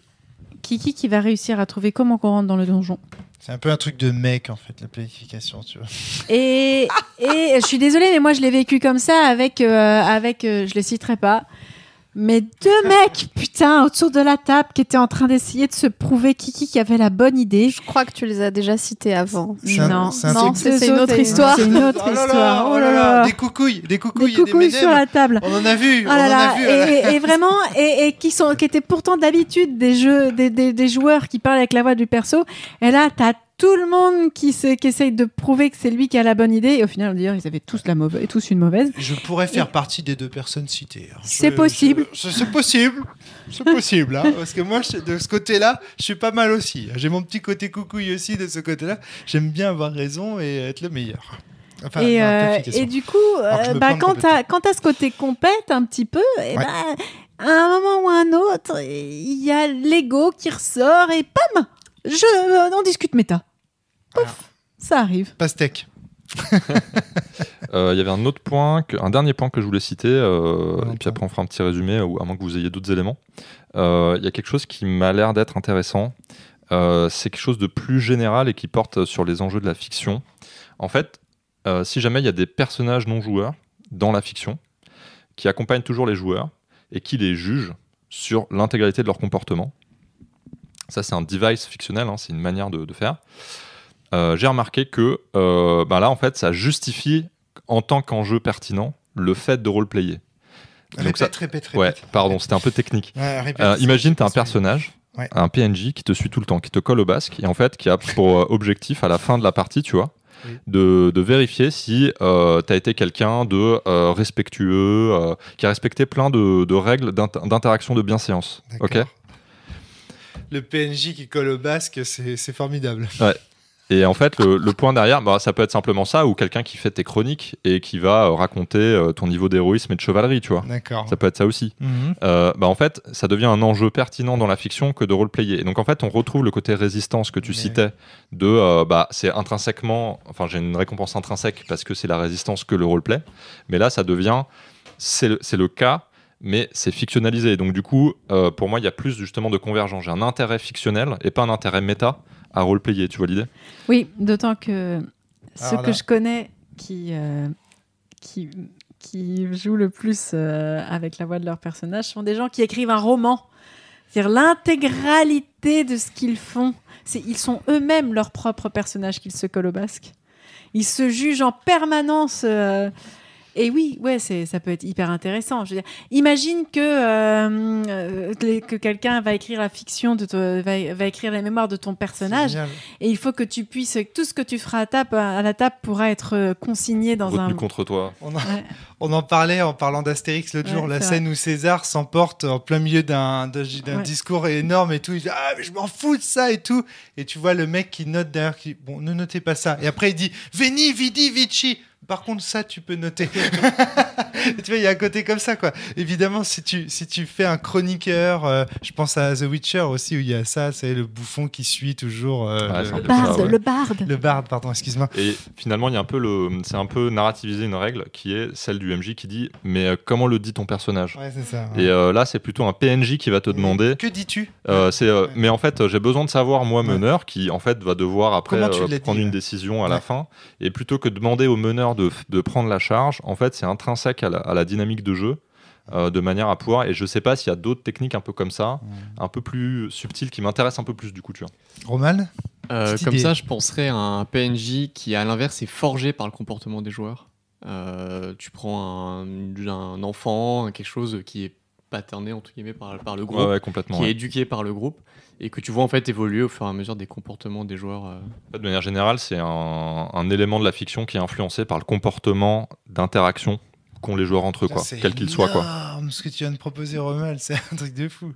Ok. Ah ouais, putain, un enfant. Donc en fait, du coup, tu dis, comment tu le dis ? Parce que du coup, en fonction de comment tu dis les choses... du coup, tu peux te retrouver avec un PNJ qui peut par exemple devenir un ennemi ou... Ça peut être un enfant, ça peut être un équipage de bateau, ça peut être une ville. Tu dois être exemplaire. Tu sers d'archétype à quelque chose. En fait, tu forges quelque chose. Après, tu peux être exemplaire ou à l'inverse, tu peux être très méchant et forger quelque chose de très méchant. Ça dépend de tes envies. Mais en tout cas, ce qui est important, c'est que les conséquences de la manière dont tu joues soient visibles régulièrement. Dont tu le dis, la forme est importante. Ça, la forme est un enjeu de la partie, quoi. C'est un enjeu de la partie, et prise en compte par les règles, par le système. Excellent. Ok. Il y avait un dernier truc que je voulais aborder avec toi, c'est le cas de BlizzStage, par exemple. Ouais. Parce que BlizzStage, en fait, une partie de BlizzStage, c'est juste une gigantesque planification, non ? C'est la planification de la scène d'action. Bah non, dans BlizzStage, tu planifierais rien du tout. Bah si, parce que tu as une mission qui va te confronter à des anges démoniaques. Et en fait, tout ce que tu fais, les relations que tu entretiens, c'est pour planifier le combat que tu vas mener après, non ? Alors non, parce que l'enjeu de la discussion, alors c'est peut-être un enjeu global, mais dans l'interaction que j'ai avec quelqu'un, je ne suis pas en train d'interagir avec lui dans le but avec lui de planifier. Donc du coup, l'interaction que tu as avec la personne, elle a pour but de renforcer vos liens. Mais est-ce que c'est pas la meilleure planification, ça ? Celle qui ne dit pas son nom et qui ne dit pas qu'elle en est une. Tu vois, en un sens, c'est celle que tu ne vois pas. C'est tous ces moments où en fait on parle, tu vois, à travers son personnage, et sans se rendre compte, en fait, on est en train de planifier, par exemple, la fin de l'histoire, tu vois, quelque part.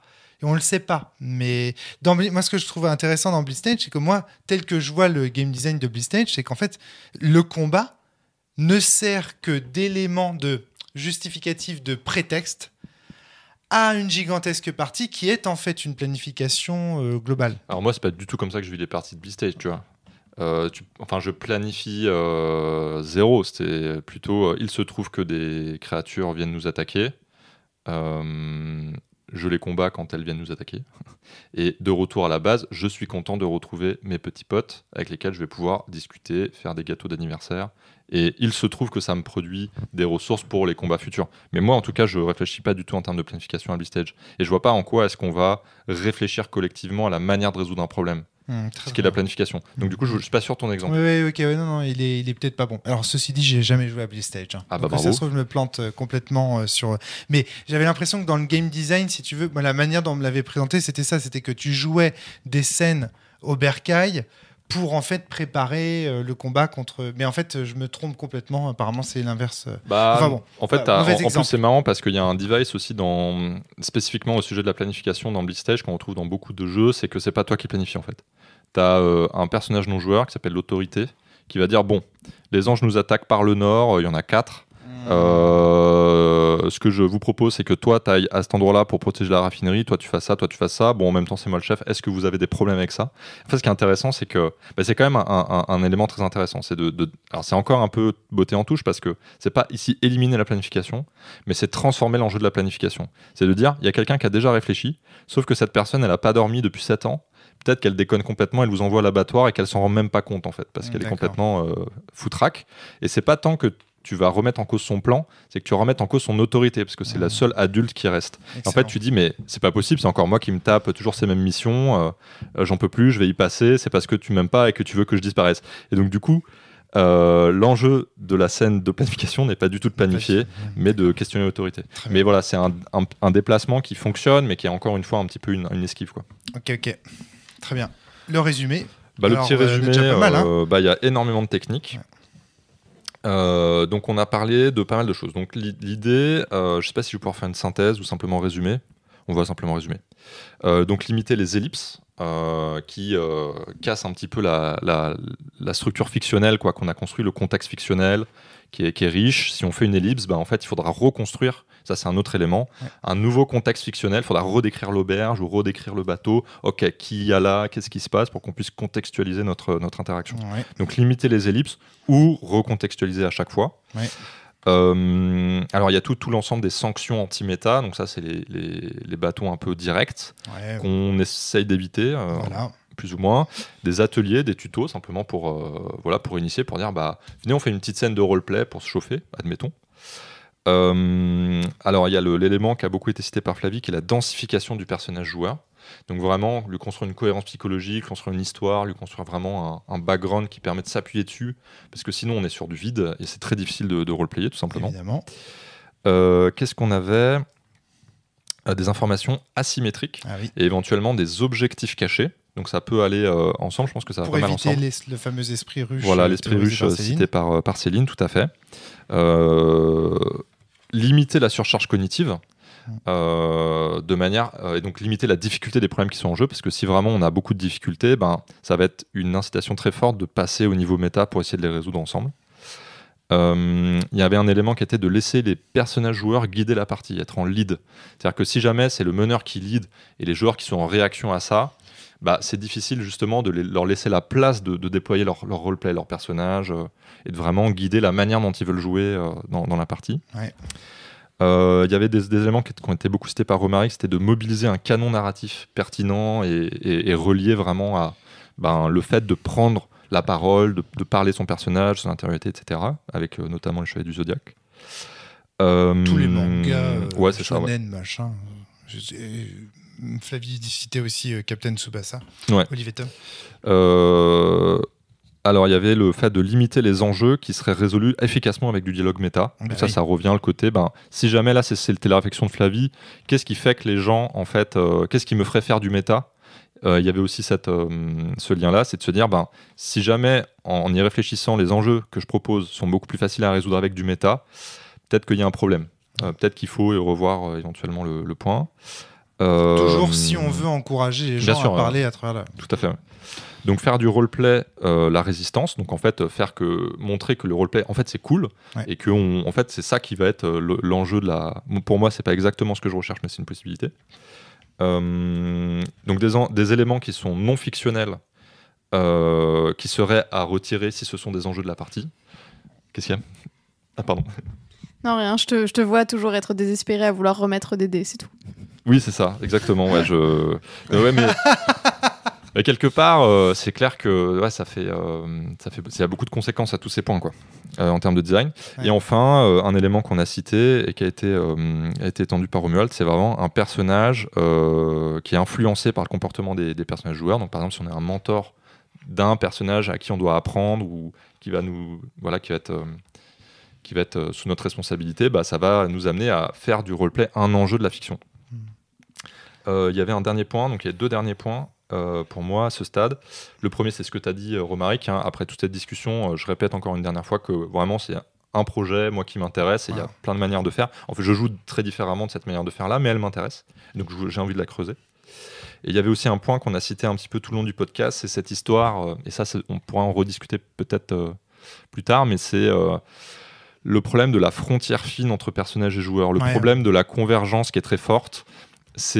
Et je ne sais pas trop encore comment me positionner vis-à-vis de ça, parce que c'est à la fois quelque chose qui peut être très puissant pour vraiment créer un sentiment d'immersion extrêmement forte et que ça coule de source, que quand on parle, c'est mon personnage qui parle, une convergence très forte. Et en même temps, ça peut créer en fait, des dialogues à la table qui sont entre joueurs, parce que la frontière étant tellement fine, on n'est plus tellement incarné dans nos personnages et dans la situation fictionnelle. Ouais, voilà le danger qu'on peut. On avait cité là-dessus des jeux dans lesquels, comme l'Horloge du Diable, les jeux de Thomas Munier Notre partie de Néphilim. À Néphilim, on avait tellement d'aides de jeu qui venaient du présent. Enfin, oui, tout à fait.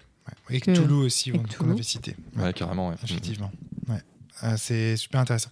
Il y a le jeu aussi qui avait été fait toujours dans le truc de un petit JDR là, où on planifiait un voyage qui n'était pas du tout dans le thème. Ah, qui était génial, c'était mon préféré. J'ai pas pu lui donner mon étoile parce qu'il n'était pas dans le thème. Mais qu'est-ce qu'il était bien ce jeu. Tu planifiais un voyage à partir de ce que tu trouvais sur le net et tout. Voilà. Donc tu jouais avec le matériel du net, la planification du voyage, etc. Et là, pour le coup, c'est vraiment un jeu sur la planification. Tu vois, Valentin, c'est vraiment pour ta bibliographie, c'est super cool. Ouais. Mais d'ailleurs, je lance un appel. J'ai recherché en fait ce jeu parce que je voulais y jouer récemment et je ne l'ai pas retrouvé.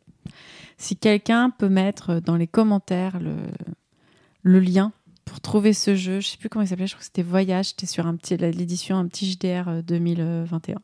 Je serais intéressée. Voilà. Donc voilà, même si l'auteur-l'autrice nous écoute, si elle veut partager ce jeu avec nous, ce serait super. Ça pourrait être l'objet même d'un podcast, parce que j'étais deck, t'étais pas dans le thème, c'est dommage. Ouais. Ah bon. Et donc du coup, voilà, là c'est carrément un jeu qui part du principe que là il y a même plus de personnages en fait. Tu vois, donc. Mais c'est vrai qu'il y a quelque chose. Je comprends ce qui te pose problème là-dedans. J'ai la sensation qu'en écrasant personnages et joueurs, on tue un peu les deux. Ouais, un peu ça. En un sens. D'un côté, c'est intéressant, mais ça peut être intéressant si tu peux toujours revenir à ce que j'appellerais dans le cadre de ce podcast un vrai moment de dialogue en personnage. Si c'est juste des petits moments où il y a une grosse convergence, ça va, mais si ça fait que ça, en fait, tu passes juste à côté du problème. Ouais. En tout cas, voilà. Merci infiniment, en tout cas, à tout le monde. C'est un garage, ça. Je sais pas si c'est un garage. Oui, pour moi, ça l'est en tout cas. Ça ressemble beaucoup à un garage. Ça ressemble beaucoup à un garage, ouais. T'arrives avec un problème, on cite des jeux, on trouve des mécaniques. À la fin, tu nous fais un résumé des différentes mécaniques qu'on pourrait. Ça ressemble à un garage. Moi, je vais l'utiliser concrètement dans mes parties. Très intéressant. Juste après, donc merci. Si tu peux nous refaire un retour sur les trucs qui ont marché, ça m'intéresse. Non, mais même tu nous feras tester le jeu quand on est sorti. Hein. On va voir ça à l'œuvre. Faites la queue, c'est moi d'abord. comme d'habitude. Merci Céline, merci Valentin, merci à vous. Romal, merci Flavie. Salut. À très bientôt tout le monde. Au revoir. Portez-vous bien Salut. et surtout jouez bien. À Au bientôt. revoir.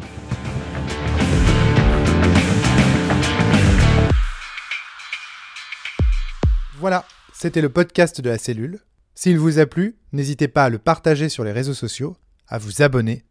À très bientôt.